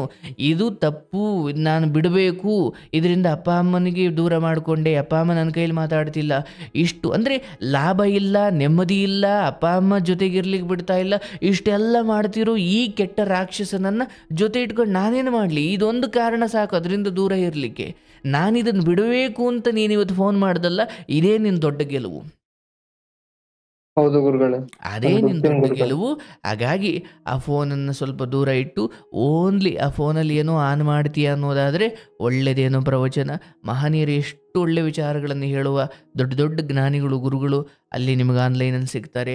ಅವ್ರ ಮಾತುಗಳನ್ನು ಕೇಳ್ತಾ, ಯಾಕಂದರೆ ಯಾವುದನ್ನು ನಾನು ಪದೇ ಪದೇ ಕೇಳ್ತೀನೋ ಅದಕ್ಕೆ ನಾನು ಅಂಟ್ಕೊಳ್ತೀನಪ್ಪ. ನೀನು ಹೊಲಸು ವೀಡಿಯೋನ ಪದೇ ಪದೇ ನೋಡಿದ್ರೆ ಅದಕ್ಕೆ ಅಂಟ್ಕೊಳ್ತೀಯ, ಇಲ್ಲ ಕೆಟ್ಟ ಹೊಲಸು ಹಾಡುಗಳನ್ನು ಕೇಳ್ತಾ ಹೋದರೆ ಅದಕ್ಕೆ ಅಂಟ್ಕೊಳ್ತೀಯ, ಇಲ್ಲ ಒಳ್ಳೆ ಪ್ರವಚನವನ್ನು ಆರಂಭದಲ್ಲಿ ಬೋರ್ ಅನ್ನಿಸ್ಬೋದು, ಅಲ್ಲೆಲ್ಲೋ ಒಂದು ಚಿಕ್ಕ ವಿಚಾರ ನಿಮ್ಮ ಮನಸ್ಸಿಗೆ ಇಡಿಸ್ಬಿಡುತ್ತೆ, ಅಲ್ಲಿಂದ ನೀವು ಅದನ್ನು ಕೇಳಲಿಕ್ಕೆ ಶುರು ಮಾಡ್ತೀರ. ಹಾಗಾಗಿ ಬೋರ್ ಅನಿಸುತ್ತೆ ಅಂದುಕೊಂಡು ಒಳ್ಳೆ ವಿಚಾರದಿಂದ ದೂರ ಇಡಬೇಡಿ. ಯಾಕಂದರೆ ಮಜಾ ಕೊಡೋ ಕೆಲವು ವಿಚಾರಗಳೆಲ್ಲ ನಿಮ್ಮ ಬದುಕನ್ನು ಒಳಗಿನಿಂದ ಕಿತ್ತು ಹಾಳು ಮಾಡಾಕ್ಬಿಡ್ತವೆ. ಆದರೆ ಬೋರ್ ಅನ್ನಿಸೋ ಕೆಲವು ವಿಚಾರಗಳು ಆರಂಭದಲ್ಲಿ ಬೋರ್ ಅನ್ನಿಸ್ಬೋದು, ಆದರೆ ನಿಮ್ಮ ಬದುಕಿಗೆ ಅದು ಒಳ್ಳೆಯ ವಿಚಾರವೇ. 25 ವಯಸ್ಸಲ್ಲಿದ್ದೀರಿ, ಇನ್ನೊಂದು 2 ವರ್ಷ ಹೋಗಿ ಒಂದೊಳ್ಳೆ ಹೆಣ್ಮಗಳನ್ನು ನೋಡಿ ಮದುವೆ ಆಗಿ ಆ ಊರ ಕಡೆ ಸ್ವಲ್ಪ ಚೆನ್ನಾಗಿ ಮನೆ ಇದೆಯಾ, ಮನೆ ಎಲ್ಲ ಚೆನ್ನಾಗಿದೆಯಾ? ಹೌದು ಗುರುಗಳೇ, ಮನೆ ಇದೆ ಗುರುಗಳೇ. ಎಲ್ಲ ರೀತಿಯಲ್ಲೂ ಭಗವಂತ ಕೊಟ್ಟಿರಬೇಕಾದ್ರೆ ನೀನು ಯಾಕಪ್ಪ ಹಾಳು ಮಾಡ್ಕೊಳ್ತೀಯ? ಆಯಿತಾ? ಒಳ್ಳೆಯದಾಗಲಿ. ದಯವಿಟ್ಟು ಯಾವಾಗಾದರೂ ಒಮ್ಮೆ ಆಶ್ರಮಕ್ಕೆ ಬನ್ನಿ. ನನ್ನ ಪ್ರಾರ್ಥನೆ ನಿಮ್ಮಲ್ಲಿ ನಾನು ಕೈ ಮುಗಿದು ಕೇಳ್ಕೊಳ್ಳೋದು, ತಂದೆ ತಾಯಿ ಅಲ್ಲಿ ಒಬ್ಬನೇ ಮಗ ಅಂತೀರ, ಇಲ್ಲಿ ಯಾವುದೋ ಚಟಕ್ಕೆ ಬಿದ್ದು ಅವರನ್ನು ಅನಾಥ ಮಾಡಿ ಹೋದರೆ, ಅವರು ಒಬ್ಬ ಮಗ ಇದ್ದಾಗಲೇ ಊರಿನ ಜನ ಸ್ವಲ್ಪ ಹೆದರ್ತಾರೆ ನಿಮ್ಮ ಅಪ್ಪ ಅಮ್ಮನನ್ನು ಮೋಸ ಮಾಡಲಿಕ್ಕೆ. ಇಲ್ಲಪ್ಪ ಮಗ ಇದ್ದಾನೆ, ನಿಮಗೇನೋ ಆಗ್ಬಿಟ್ರೆ, ನೀವೇನೋ ನಿಶಕ್ತರಾಗಿ ನಿಮ್ಮ ಬದುಕೇನೋ ಮುಗಿದು ಬಿಟ್ರೆ ನಾಳೆ ಅವರನ್ನು ಜನ ಹೇಗೆ ನೋಡ್ತಾರೆ ಗೊತ್ತೇನು? ಯಾರೂ ಬೆಲೆ ಕೊಡಲ್ಲ. ಬೇಡಪ್ಪ, ನೀನು ಎಷ್ಟು ಕೋಟಿ ದುಡಿತೀಯೋ, ನೀನು ಎಂಥ ಹುಡುಗಿ ಮದುವೆ ಆಗ್ತೀಯೋ ಅದೆಲ್ಲ ಬೇರೆ. ಅಪ್ಪ ಅಮ್ಮನಿಗೆ ಯಾವುದು ಶ್ರೇಯಸ್ಸಲ್ಲವೋ ಅವರಿಗೆ ಯಾವುದು ನಿನ್ನನಿಗೂ ಹಿಡಿದು ಮೊದಲು ಚಿಕ್ಕ ಹುಡುಗ ಹಿಡಿದಾಗ ಜುಟ್ಟು ಹಿಡಿದು ಒಳ್ಳೆ 2 ವಾಡ್ದು ಮನೆಗೆ ಕೂಡಾಕ್ತಿದ್ರೋ ಏನೋ. ಆದರೆ ಈಗ ನೀನು ಹಂಗಿಲ್ಲ, ಅವ್ರು ನಿನಗೆ ಅನ್ನಂಗಿಲ್ಲ ಬಿಡಂಗಿಲ್ಲ. ಅಂದರೆ ಒಬ್ಬ ಮಗ ಏನೋ ಮಾಡ್ಕೊಂಬಿಟ್ರೆ ಏನು ಮಾಡೋದು ಅಂತ ಅವ್ರ ಹತ್ರೆಲ್ಲ ಕಣ್ಣೀರು ಹಾಕಿದ್ರೆ ಅದು ನೀನು ಬದುಕಿದ್ದಾಗಲ್ಲ, ಸತ್ರು ಅದು ನಿನಗೆ ಮುಕ್ತಿ ಕೊಡಲ್ಲ, ಪ್ರೇತಾತ್ಮವಾಗಿ ಅಲಿಬೇಕಾಗುತ್ತೆ. ಅವ್ರ ಕಣ್ಣೀರುಗಳು ಒಳ್ಳೇದಲ್ಲ. ಅದು ಎಷ್ಟೋ ಜನ ಅಂದ್ಕೊಂಡಿರ್ಬೋದು, ಅಪ್ಪ ಅಮ್ಮ ಕಣ್ಣೀರು ಹಾಕ್ಬಿಟ್ರೆ ಈ ಜನ್ಮದಲ್ಲಿ ಮಾತ್ರ ನನಗೆ ದುಃಖ ಇರುತ್ತೆ ಅಂತ. ಇಲ್ಲ, ಒಂದು ವೇಳೆ ನೀವು ಈ ಜನ್ಮದಲ್ಲಿ ಏನೋ ಹಣೆಬರ ಆತ್ಮಹತ್ಯೆ ಮಾಡ್ಕೊಂಡೋ ಏನೋ ಮುಗಿಸ್ಕೊಂಡ್ರೆ ನಿಮ್ಮ ಜೀವನ, ಅಂದರೆ ಸತ್ತ ಮೇಲೂ ನಿಮ್ಮ ಆತ್ಮಕ್ಕೆ ಅದು ನೆಮ್ಮದಿ ಕೊಡುವುದಿಲ್ಲ. ಯಾಕೆ? ಯಾವ ತಂದೆ ತಾಯಿಗಳು ಅವರು ಹೊತ್ತು ಹೆತ್ತು ಕಷ್ಟಪಟ್ಟು ಶ್ರಮವಹಿಸಿ ನಿಮಗೋಸ್ಕರ ಅವರ ಆಸೆ ಆಕಾಂಕ್ಷೆಗಳನ್ನು ತ್ಯಾಗ ಮಾಡಿ ನಿಮಗೋಸ್ಕರ ಕಷ್ಟಪಟ್ಟರೋ ಅಂಥವರಿಗೆ ಕನಿಷ್ಠ ಪಕ್ಷ ನೀವು ಕೊಡಬಹುದಾದದ್ದು ಏನಂದರೆ ಅವ್ರ ಮರ್ಯಾದೆ ತೆಗಿದೆ, ಅವ್ರ ನೆಮ್ಮದಿ ಹಾಳು ಮಾಡಿದೆ. ಅಪ್ಪ ನಾನು ದುಡಿತಿರೋದೇ 20,000, ನಿಮಗೆ 15,000 ಕೊಡ್ತೀನಿ, ಇಲ್ಲ ನಿಮಗೆ ನಾನು 10,000 ಕೊಡ್ತೀನಿ, ಇಲ್ಲ ಹಾಸ್ಟೆಲ್ ಫೀಸೇ PG ಫೀಸೇ 8,000 ಇದೆ, ನನಗೆ ಒಂದು 2,000 ಎಕ್ಸ್ಟ್ರಾ ಇರುತ್ತೆ, ನಿಮಗೊಂದು. ಅಂದರೆ ನೀನು 50 ದುಡಿದ್ರೂ ಅದರಲ್ಲಿ ಇಷ್ಟಿಷ್ಟು ಅಂತ ಕೊಟ್ಕೊಂಡು ಅವ್ರಿಗೆ ಲೆಕ್ಕ ಕೊಟ್ಕೊಂಡು ಬದುಕೊಂಡು ಬಂದರೆ ಅವ್ರ ಆಶೀರ್ವಾದ ನಿನಗಿರುತ್ತೆ. ಅವರು ಏನು ನಿನ್ನ ಹತ್ರ ದುಡ್ಡು ಇಸ್ಕೊಂಡೇ ನೀನು ಮೋಜು ಮಸ್ತಿ ಮಾಡ್ತಾರೆ, ಗೋವಾಗೆ ಹೋಗ್ತಾರೆ ಅವರು. ಅವರು ನಿನಗೋಸ್ಕರನೇ ಅಲ್ಲೇನೋ ಮಾಡ್ತಿರ್ತಾರಷ್ಟೇ. ಹಾಗಾಗಿ ಯಾವುದೇ ಕಾರಣಕ್ಕೂ ತಂದೆ ತಾಯಿಗೆ ನೋವಾಗುವಂಥದ್ದು ಏನೂ ಮಾಡಬೇಡಪ್ಪ, ನಿನಗೆ ಒಳ್ಳೆಯದಾಗಲಿ. ಈ ವಿಚಾರದಲ್ಲಿ ಕೆಟ್ಟ ಸ್ನೇಹಿತರು ಅಥವಾ ಇದಕ್ಕೆ ಪ್ರೋತ್ಸಾಹ ನೀಡೋ ಸ್ನೇಹಿತರು ಅಂತ ಯಾರಾದರೂ ಇದ್ದರೆ ಅವ್ರನ್ನ ಬ್ಲಾಕ್ ಮಾಡಿ, ಆದಷ್ಟು ನಿನ್ನ ತಂದೆ ತಾಯಿ, ನಿನ್ನ ದುಡಿಮೆ, ನಿನ್ನ ಗುರು, ಈ ಗುರುಗಳ ಜ್ಞಾನ ಇದನ್ನು ಬಿಟ್ಟು ನಿನ್ನನ್ನು ಇನ್ಯಾವುದೂ ಕಾಪಾಡಲ್ಲ, ಇನ್ಯಾರೂ ನಿನಗೆ ಬೇಕಾಗಿಲ್ಲ. ಸೊ ನಿನ್ನ ತಂದೆ ತಾಯಿ, ನೀನು, ನಿನ್ನ ಕೆಲಸ, ನಿನ್ನ ಒಳ್ಳೆಯ ಆರೋಗ್ಯದ ಜೀವನ, ಮತ್ತು ಒಂದು ಟೈಮ್ ಟೇಬಲ್ ಹಾಕು. ಬೆಳಿಗ್ಗೆ 6 ಗಂಟೆಗೆ ಎದ್ದೇಳ್ತೀಯ, ಆಯಿತು, ರಾತ್ರಿಯೆಲ್ಲ ಅದು ಏನೋ ಕೆಲಸ ಲೇಟಾಗಿರುತ್ತೆ, ಮಲಗೋದು ಲೇಟಾಗಿರುತ್ತೆ ಅಂದ್ಕೊಳ್ಳೋಣ. 6 ಗಂಟೆಗೆ ಎದ್ದರೆ ಮತ್ತೆ ರಾತ್ರಿ 9-9:30 ಅಷ್ಟರಲ್ಲಿ ಮಲಗಿಬಿಡಬೇಕು. ಆ ನಡುವೆ ಒಂದು ಟೈಮ್ ಟೇಬಲ್ ಹಾಕು. ಏನು ಪರವಾಗಿಲ್ಲ, ಕಂಪ್ನಿಗೆಲ್ಲ ಕೆಲಸಕ್ಕೆಲ್ಲ ವರ್ಕ್ ಫ್ರಮ್ ಹೋಮೋ ಅಥವಾ ಅಲ್ಲಿಗೆ ಹೋಗಿ ಮಾಡ್ತೀಯೋ, ಲಾಗಿನ್ ಆಗಿ ಲಾಗೌಟ್ ಆಗಬೇಕಾದ್ರೂ ಅಷ್ಟೇ. ಏನೇ ಸ್ನೇಹಿತರಿದ್ರು ಅದು ಅಲ್ಲೇ ಇರಬೇಕು, ಮನೆಯವರೆಗೂ ಬರಬಾರ್ದು. ನೀನು ಹಿಂಗೆ ಜೂಜಾಟ ಯಾವುದು ಕೂಡ ಆ ಆ್ಯಪ್ಗಳು ಇರಬಾರ್ದು, ಅದಕ್ಕೆ ಸಂಬಂಧಪಟ್ಟಿದ್ದು ನೀನೇನು ನೋಡಲೂಬಾರ್ದು. ಯೂಟ್ಯೂಬಲ್ಲಿ ಅಥವಾ ಸೋಷಿಯಲ್ ಮೀಡಿಯಾ ಹೆಂಗೆ ಅಂದರೆ, ಒಂದು ನೀನು ಕೆಟ್ಟದ್ದು ನೋಡಿದ್ರೆ ಸಾಕು, ಆ ಥರದ್ದೇ ವಿಡಿಯೋಗಳನ್ನು ರೆಕಮೆಂಡ್ ಮಾಡುತ್ತೆ ಸೋಷಿಯಲ್ ಮೀಡಿಯಾ. ಒಂದು ಕೆಟ್ಟದ್ದು ಯಾವುದೋ ಅಶ್ಲೀಲವಾದ ವಿಚಾರ ಕೇಳದೆ ನೋಡಿದೆ ಅಂದ್ಕೋ, ನೆಕ್ಸ್ಟ್ ಕೆಳಗಡೆ ಅದೇ ವಿಡಿಯೋ ರೆಕಮೆಂಡ್ ಮಾಡಿರುತ್ತದು. ಅಂದರೆ ಸೋಷಿಯಲ್ ಮೀಡಿಯಾ ಅಂತಲ್ಲ, ಜಗತ್ತೇ ಹಾಗೆ, ಪ್ರಕೃತಿಯೂ ಹಾಗೆ. ನೀನು ಯಾವುದನ್ನು ಬಯಸಿ ಹೋಗ್ತೀಯೋ ಅಂಥದ್ದೇ ನಿನ್ನ ಸಂಪರ್ಕಕ್ಕೆ ಬರ್ತವೆ. ಹಾಗಾಗಿ ಅದಕ್ಕೆ ನಮ್ಮ ಜಿಮ್ಮಲ್ಲಿ ಹಾಡಾಕಿ ಗುರುಗಳೇ ಅಂತಿದ್ರು. ಅಲ್ಲಿ ಕೇಳೋ ಹಾಡುಗಳೆಲ್ಲ ಸಿನಿಮಾ ಹಾಡುಗಳು, ಒಂಥರ ಲೈಕ್ ಅವ್ರಿಗೆ ಒಂಥರ ಮಜಾ ಕೊಡೋ ಹಾಡುಗಳು. ನನ್ನ ಮೊಬೈಲ್ ಓಪನ್ ಮಾಡಿದ್ರು ಎಲ್ಲ ದೇವರ ಹಾಡುಗಳೇ. ಅಯ್ಯೋ ಗುರುಗಳೇ, ಇದು ಏನು ಗುರುಗಳೇ, ಎಲ್ಲ ದೇವರ ಹಾಡುಗಳೇ. ನಾವು ಕೇಳೋದೇ ಅವು. ಅಂದರೆ ನೀವು ಯಾವುದು ಕೇಳ್ತಿರೋ ನಿಮ್ಮ ಸೋಷಿಯಲ್ ಮೀಡಿಯಾ ಅಥವಾ ನಿಮ್ಮ ಮನಸ್ಸು, ನಿಮ್ಮ ತಲೆಯಲ್ಲೆಲ್ಲ ಅದೇ ಇರುತ್ತೆ, ಹೌದಲ್ಲಪ್ಪ? ಹೌದು ಗುರುಗಳು. ಹಾಗಾಗಿ ನೀನೇನು ನೋಡ್ತೀಯ, ನೀನೇನು ಕೇಳ್ತೀಯ, ಅದು ಬಹಳ ಮುಖ್ಯವಾಗುತ್ತೆ. ಒಂದಂತೂ ನಿರ್ಧಾರ ಮಾಡು, ಇಲ್ಲ ನಾನೀಗ ಆಲ್ರೆಡಿ ಬಿಟ್ಟಿದ್ದೀನಿ, ಅಯ್ಯೋ ಬಿಡೋಕ್ಕಾಗ್ತಿಲ್ಲ ಅಂತ ಅಂದ್ಕೊಂಡಷ್ಟು ನಾನು ಇನ್ನೂ ಆಳವಾಗಿ ಪಾತಾಳಕ್ಕೆ ಹೋಗ್ತೀನಿ. ಬಿಟ್ಟಿದ್ದೀನಿ, ಜಸ್ಟ್ ನನಗೆ ಆ ಭಾವನೆ ಬರ್ತಾ ಇದೆ, ಅದನ್ನು ನಾನು ಇನ್ನೊಂಚೂರು ಕಠಿಣವಾಗಿ ವೈರಾಗ್ಯ ತಂದುಕೊಳ್ಬೇಕು. ಇಲ್ಲ, ಅದರಿಂದ ನನಗೆ ಇಷ್ಟೆಲ್ಲ ತೊಂದರೆ ಆಗಿದೆ, ನನಗದು ಬೇಡ. ಈಗ ಒಂದು ಜಾಬ್ ಇದೆ, ಎಷ್ಟೋ ಜನಕ್ಕೆ ಜಾಬ್ ಇಲ್ಲ, ನನಗೆ ಒಳ್ಳೆ ಸಂಬಳ ಇದೆ, ಎಷ್ಟೋ ಜನಕ್ಕೆ ಜಾಬ್ ಇದ್ದರೂ ಒಳ್ಳೆ ಸಂಬಳ ಇಲ್ಲ. ಇಷ್ಟೆಲ್ಲ ಇರೋ ಬದುಕನ್ನು ನಾನು ಯಾಕೆ ಹಾಳು ಮಾಡ್ಕೊಳ್ಳಿ? ನೋ, ನಾನಿನ ಮೇಲೆ ಅದನ್ನು ಆಡಲ್ಲ, ತಲೆ ಮೇಲೆ ತಲೆ ಬೀಳಿ, ನಾನು ಆ ಕಡೆ ಗಮನ ಕೊಡಲ್ಲ ಅಂದುಕೊಂಡು ನೀನು ಹಂಗೆ ನೆನಪಾದಾಗಲೆಲ್ಲ ಗುರುಗಳ ವಾಣಿಯನ್ನು ನೆನಪು ಮಾಡಿಕೊಂಡು, ಭಗವಂತನನ್ನು ಸ್ಮರಿಸಿಕೊಂಡು, ಅಪ್ಪ ಅಮ್ಮನನ್ನು ಸ್ಮರಣೆ ಮಾಡಿಕೊಂಡು, ಅಯ್ಯೋ ನನ್ನ ಮಗ ಅಲ್ಲಿ ಒಳ್ಳೆ ದಾರಿಯಲ್ಲಿದ್ದಾನೆ, ಒಳ್ಳೆಯದೇನೋ ಮಾಡ್ತಾವನೆ, ನಮಗೋಸ್ಕರ ದುಡಿತಾವನೆ, ಇಷ್ಟೆಲ್ಲ ಇಟ್ಕೊಂಡು ಅವ್ರು ನೆಮ್ಮದಿಯಾಗಿ ನಿದ್ದೆ ಮಾಡ್ತಿರ್ತಾರೆ. ನೀನು ಇದನ್ನೆಲ್ಲ ಮಾಡಿಕೊಂಡು ತಿಂಗಳಿಗೆ 55,000 ಅಥವಾ 50,000 ಬಂದರೂ ಕೂಡ ಮನೆಗೆ ₹1 ಕೊಡದೆ ಅಥವಾ ಮನೆಗೆ ಇಷ್ಟೋ ಅಷ್ಟೋ ಕೊಡದೆ, ಇದು ಒಳ್ಳೇದಲ್ಲಪ್ಪ. ನಿನ್ನ ಬದುಕಲ್ಲಿ ನೀನು ಹೋಗಬೇಕಾರೋ ದಾರಿ ತುಂಬ ಇದೆ. ಈಗಲೇ ಇಷ್ಟೆಲ್ಲ ಮಾಡ್ಕೊಳ್ಳೋಕೆ ಹೋಗಬೇಡ. ಇದೊಂದು ವಿಚಾರದಲ್ಲಿ ಮಾತ್ರ ಕೆಟ್ಟವನು ಅಥವಾ ಒಂದು ತಪ್ಪು ದಾರಿ ಹೆಜ್ಜೆ ಇಟ್ಟಿದ್ದೆ, ಈಗ ಅದನ್ನು ಮತ್ತೆ ವಿತ್ಡ್ರಾ ಮಾಡಿಕೊಂಡು ಸರಿ ದಾರಿಗೆ ಬಂದಿದ್ದೀಯಾ. ಮತ್ತೆ ಏನು ಎಂತೆಂತೋ ಹೆಣ್ಣಿನಿಂದ ಹೋಗಿ ಹೆಣ್ಮಕ್ಳು ಬದುಕು ಹಾಳು ಮಾಡಿ ಏನೇನೋ ಮಾಡಿದವರೆಲ್ಲ ತಿದ್ದುಕೊಂಡು ಸರಿಯಾವ್ರಪ್ಪ, ನಿಂದಂಥದ್ರಲ್ಲಿ ಏನೂ ಅಲ್ಲ, ಆಯಿತಾ? ನಿನ್ನ ಕೂಡ ಬದುಕು ಹಾಕಿದೆ, ಧೈರ್ಯವಾಗಿರು, ನಿನ್ಗೆ ಒಳ್ಳೇದಾಗ್ಲಪ್ಪ. ಸರಿ ಗುರುಗಳೇ, ತುಂಬಾ ಥ್ಯಾಂಕ್ಸ್ ಗುರುಗಳೇ. ನಾನು ಬದಲಾಗ್ತೀನಿ ಗುರುಗಳೇ. ಆಗಬೇಕು, ಆಶ್ರಮಕ್ಕೆ ಬರ್ತೀರಪ್ಪ, ಬರ್ತೀನಿ ಗುರುಗಳೇ. ಆಯ್ತಾ? ಬರ್ತೀನಿ. ತಾಯಿ ಚೆನ್ನಾಗಿ ನೋಡ್ಕೊ, ಶುಭವಾಗ್ಲಪ್ಪ. ಶುಭ.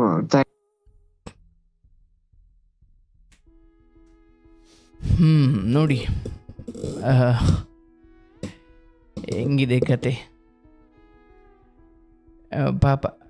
ಅಂದರೆ ಜೂಜಾಟದ ವಿಚಾರದಲ್ಲಿ ಗುರುಗಳೇ, ನಾನು ಹಿಂಗೆ ತಪ್ಪು ಮಾಡ್ಕೊಂಬಿಟ್ಟಿದ್ದೀನಿ, ನಾನು ಹೊರಗಡೆ ಬರಬೇಕು ಅನ್ನೋ ಶರಣಾಗತಿ ಇದೆಯಲ್ಲ, ನಿನಗೆ ಕೃಷ್ಣನ ಅನುಗ್ರಹ ಇದೆಯಪ್ಪ, ನೀನು ಹೊರಗಡೆ ಬರಬೇಕು. ನಿನ್ನ ತಂದೆ ತಾಯಿಗೆ ಒಳ್ಳೆ ಮಗನಾಗಿ ಇಲ್ಲಿವರೆಗೂ ಬಂದಿದ್ದೀಯಾ, ಮತ್ತೆ ಇಲ್ಲೆಲ್ಲೋ ಬಂದು ಕೆಟ್ಟದಾಗೋದು ಬೇಡ. ಹಾಗೆ ನೀವು ಯಾವುದೇ ಕಾರಣಕ್ಕೂ ನಾನು ಇದರಿಂದ ಹೊರಗಡೆ ಬರೋಕ್ಕಾಗ್ತಿಲ್ವಲ್ಲಪ್ಪ ಅನ್ನೋ ದುಃಖ ಅಥವಾ ಪದೇ ಪದೇ ಅಂದ್ಕೊಳ್ಬೇಡಿ. ಬಂದುಬಿಟ್ಟಿದ್ದೀರ ಹೊರಗಡೆ.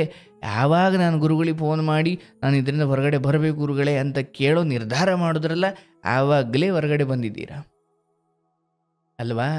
ಈ ಜೂಜಾಟ ಅಥವಾ ಪರಸ್ತ್ರೀ ಸಹವಾಸ ಅಥವಾ ಪರಪುರುಷನ ಸಹವಾಸ ಅಥವಾ ಹೆಂಡ ಅಥವಾ ಇನ್ನೊಬ್ಬರ ಆಸ್ತಿಯನ್ನು ಕಬಳಿಸುವ ಬುದ್ಧಿ, ಇನ್ನೊಬ್ಬರ ಸಂಪತ್ತನ್ನು ಕಬಳಿಸುವ ಬುದ್ಧಿ, ಈ ಎಲ್ಲ ದುಶ್ಚಟಗಳು, ಅತಿಯಾದ ಕಾಮಕ್ರೋಧ ಲೋಭ ಮೋಹ ಮದ ಮಾತ್ಸರ್ಯ ಎಲ್ಲವೂ ಕೂಡ ಮನುಷ್ಯನನ್ನು ನಾಶ ಮಾಡೋದೇ ಹೊರತು ಅವು ಉದ್ಧಾರ ಮಾಡಲ್ಲ.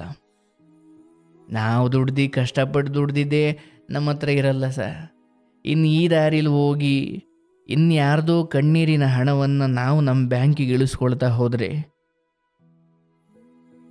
ಅದು ಇನ್ನೊಂದು ಕಡೆಯಿಂದ ಪಾಪವನ್ನು ಕೊಂಡುಕೊಂಡು ಬಂದು ಒಂದು ಕಡೆ ಶೇಖರಿಸಿಟ್ಕೊಂಡ ಹಾಗೆ. ಅವೆಲ್ಲ ಯಾವತ್ತು ಬ್ಲಾಸ್ಟ್ ಆಗ್ತವೋ ಗೊತ್ತಿಲ್ಲ.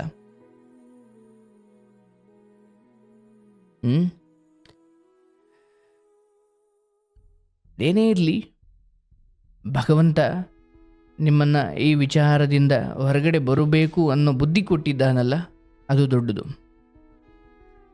ನಿಮ್ಗೆ ಒಳ್ಳೆಯದಾಗಬೇಕು, ಶುಭವಾಗಲಿ. ಬಹುಶಃ ಈ ರೀತಿಯಲ್ಲಿ ಜೂಜಾಟ ಅಥವಾ ಬೆಟ್ಟಿಂಗ್ ಆ್ಯಪ್ಗಳಿಗೆ ಶರಣಾಗಿ ನೋಡಿ, ಕೆಲವೊಮ್ಮೆ ನನಗೆ ಕೇಳ್ಪಟ್ಟಿದ್ದೀನಿ, ತುಂಬ ಕಥೆಗಳು ಕೇಳ್ಪಟ್ಟಿದ್ದೀನಿ. ಅಪ್ಪ ಅಮ್ಮನಿಗೆ ಸರ್ಪ್ರೈಸ್ ಕೊಟ್ಬಿಡ್ಬೇಕು, ನಾನು ತುಂಬ ದುಡ್ಡು ಮಾಡಿಬಿಡಬೇಕು. ಅಪ್ಪ ಅಮ್ಮನಿಗೆ ಈ ಮೂಲಕ ಸರ್ಪ್ರೈಸ್ ಕೊಟ್ಟರೆ ಮತ್ತು ಈ ಸರ್ಪ್ರೈಸನ್ನು ಅಪ್ಪ ಅಮ್ಮ ಖುಷಿ ಪಟ್ಟರೆ ಅಂಥ ಅಪ್ಪ ಅಮ್ಮ ಅಲ್ವೇ ಅಲ್ಲ. ಹೆಂಗೆ ದುಡ್ದೋ ಮಕ್ಕಳು ಒಂದು 500 ರೂಪಾಯಿ, ಅಮ್ಮ ಇವತ್ತು ನಾನು ಇಷ್ಟು ದುಡ್ದೆ ಅಂದಾಗ, ಹೆಂಗೆ ದುಡ್ದೆ,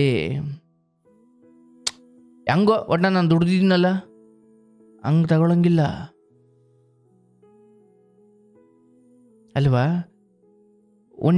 ಉಂಡಿ ಎಲೆ ಎತ್ತು ಅಂದರೆ ಉಂಡೋರು ಎಷ್ಟು ಜನ ಅಂತ ಕೇಳಬಾರ್ದು ಕೆಲವೊಂದು ವಿಚಾರದಲ್ಲಿ. ಆದರೆ ಕೆಲವು ವಿಚಾರದಲ್ಲಿ ಕೇಳಬೇಕು. ಅಮ್ಮ ದುಡ್ದೆ, ಹೆಂಗೆ ದುಡ್ದೋ ಅಂತ ಕೇಳಬೇಕು. ಹೆಂಗೋ ಒಟ್ಟನ್ನ ದುಡ್ಕೊಂಬಾರಪ್ಪ ಅಂದ್ಬಿಟ್ರೆ ಅದು ಒಳ್ಳೆಯ ಅಪ್ಪ ಅಮ್ಮನ ಲಕ್ಷಣ ಆಗಲಿಕ್ಕಿಲ್ಲ ಅಂತ. ಇರಲಿ, ಎಲ್ಲ ಆ ರೀತಿ ಏನೋ ಚಟಕ್ಕೆ ಒಂದು ಹಂತದಲ್ಲಿ ಮುಳುಗ್ಬಿಟ್ಟಿರ್ತಾರೆ. ಆಮೇಲೆ ಹೊರಗಡೆ ಬರಬೇಕು ಅಂದರೂ ಅದು ಆಗ್ತಾ ಇರೋದಿಲ್ಲ. ಹೊರಗಡೆ ಬರಬೇಕು ಅಂತ ಅಂದುಕೊಳ್ತಾರೆ, ಬಟ್ ಈ ಸಮಯದಲ್ಲಿ ಆಗ್ತಾ ಇರೋದಿಲ್ಲ. ದೇವರು ನಿಮಗೆ ಆರೋಗ್ಯ ನೆಮ್ಮದಿ ಕೊಟ್ಟು ಕಾಪಾಡಲಿ. ನಿಮ್ಮ ತಂದೆ ತಾಯಿಗೆ ನೋವು ಕೊಡಬೇಡಪ್ಪ, ನಿನ್ನ ಬದುಕು ಚೆನ್ನಾಗಿರುತ್ತೆ. ನನ್ನ ಹಾರೈಕೆ, ಕೃಷ್ಣನ ಹಾರೈಕೆ ಇದೆ. ಇವತ್ತು ಕರೆ ಸಿಕ್ಕಿದೆ ನಿನಗೆ ಅಂದರೆ ನೀನು ಇಲ್ಲೊಂಚೂರು ಸರಿ ಮಾಡ್ಕೊ, ನಿನ್ನ ಬದುಕು ಬಂಗಾರವಾಗುತ್ತೆ. ಎಲ್ಲರಿಗೂ ಒಳ್ಳೆಯದಾಗಬೇಕು, ನಿನಗೆ ಶುಭವಾಗಲಪ್ಪ.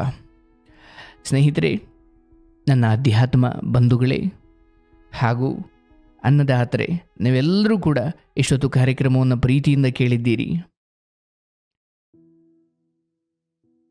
ಕಾರ್ಯಕ್ರಮದಲ್ಲಿ ಭಾಗವಹಿಸುವ ಮೂಲಕ ನೀವು ಈ ಜ್ಞಾನಕ್ಕೆ ಬೆಲೆ ಕೊಟ್ಟಿದ್ದೀರಿ. ನಿಮ್ಮೆಲ್ಲರ ಆ ಭಾಗವಹಿಸುವಿಕೆಗೆ ಹಾಗೂ ನಿಮ್ಮೆಲ್ಲರ ಪ್ರೀತಿ ಪ್ರೋತ್ಸಾಹಗಳಿಗೆ ಹೃದಯ ತುಂಬಿ ಧನ್ಯವಾದಗಳನ್ನು ಅರ್ಪಿಸ್ತಾ, ಮತ್ತೆ ನಾವು ನಾಳೆ ಮಂಗಳವಾರ ಅರ್ಥಾತ್ ಸತ್ಸಂಗದಲ್ಲಿ ಸಂಜೆ 7:30ಕ್ಕೆ ನಿಮ್ಮನ್ನು ಭೇಟಿಯಾಗ್ತೀನಿ. ಕಳೆದ ಮಂಗಳವಾರ ಸತ್ಸಂಗ ಮಾಡಲಿಕ್ಕಾಗಲಿಲ್ಲ. ಹೊಸ ವರ್ಷ ಎಲ್ಲರೂ ಸೆಲೆಬ್ರೇಟ್ ಮೂಡಲ್ಲಿರ್ತಾರೆ, ಪಾಪ ಲೈವ್ಗೆ ಬರ್ತಾರೋ ಇಲ್ಲವೋ ಅಂತ ಮಂಗಳವಾರ ಸತ್ಸಂಗ ಮಾಡಲಿಕ್ಕೆ ಆಗಲಿಲ್ಲ. ನಾಳೆ ಸಂಜೆ ಮತ್ತೆ ನಾವು ಸತ್ಸಂಗದಲ್ಲಿ ಸಿಗೋಣ. ಶುಭವಾಗಲಿ. ಭಗವಂತ ಎಲ್ಲರಿಗೂ ಆರೋಗ್ಯ ನೆಮ್ಮದಿ ಕೊಟ್ಟು ಕಾಪಾಡಲಿ ಅಂತ ಹೇಳ್ತಾ, ಭಗವಂತನ ಅನುಗ್ರಹ ನಿಮ್ಮೆಲ್ಲರಿಗೂ ಇರಲಿ. ತಂದೆ ತಾಯಿಗಳನ್ನು ಚೆನ್ನಾಗಿ ನೋಡಿಕೊಳ್ಳಿ. ದೇವರನ್ನು ಸದಾ ಸ್ಮರಣೆ ಮಾಡಿ, ಒಳ್ಳೆ ಮಾತಾಡಿ, ಬಾಯಿ ತುಂಬ ಒಳ್ಳೆ ಮಾತಾಡಿ. ಶುಭಮಸ್ತು. ಎಲ್ಲರಿಗೂ ಫೋನ್ ಆರಂಭವಾದಾಗ ಫೋನ್ ಬಂತಾ ನಮಸ್ತೆ ಅಂತ ಶುರು ಮಾಡಿ ಫೋನ್ ಇಡಬೇಕಾದ್ರೆ ಒಳ್ಳೆಯದಾಗಲಿ ಅಂತ ಫೋನ್ ಇಡಿ. ನಾನಾದರೂ ಅಷ್ಟೇ. ಈಗ ನಾನು ಬದುಕೋದೇ ಹಾಗೆ, ನಾನಿರೋದೇ ಹಾಗೆ. ಬಹುಶಃ ನೀವು ಕಾರ್ಯಕ್ರಮದಲ್ಲಿ ನೋಡಿರ್ತೀರ, ನಮಸ್ಕಾರ ಅಂತ ಶುರು ಮಾಡಿದ್ರೆ ಫೋನ್ ಎಲ್ಲ ಮಾತಾಡಿ ಇಡಬೇಕಾದ್ರೂ ಒಳ್ಳೆಯದಾಗಲಿ, ಶುಭವಾಗಲಿ ಅಂತ ಇಡ್ತೀನಿ. ಇವನ್ ನಾನು ಎಲ್ಲೂ ಒಬ್ರು ಯಾರೋ ಬಂದು ಆಶ್ರಮದಿಂದ ಬಂದಾಗ ನಮಸ್ಕಾರ ಬನ್ನಿ ಅಂದರೆ ಹೋಗಬೇಕಾದ್ರೆ ಅದು ಏನೇ ಒಳಗಡೆ ವಿಚಾರ, ಅವರು ದುಃಖ ಹಂಚ್ಕೊಂಡಿರಲಿ ಅಥವಾ ಏನೋ ಒಳ್ಳೆಯದು ಕೆಟ್ಟದ್ದು ಏನೇ ಇರಲಿ, ಅವ್ರನ್ನ ಬೀಳ್ಕೊಡ್ಬೇಕಾದ್ರೆ ಒಳ್ಳೆಯದು, ಸಂತೋಷ. ಇಷ್ಟು ಹೇಳಿ ಅದು ನಿಮಗೂ ಪುಣ್ಯ, ಅವ್ರಿಗೂ ಪುಣ್ಯ.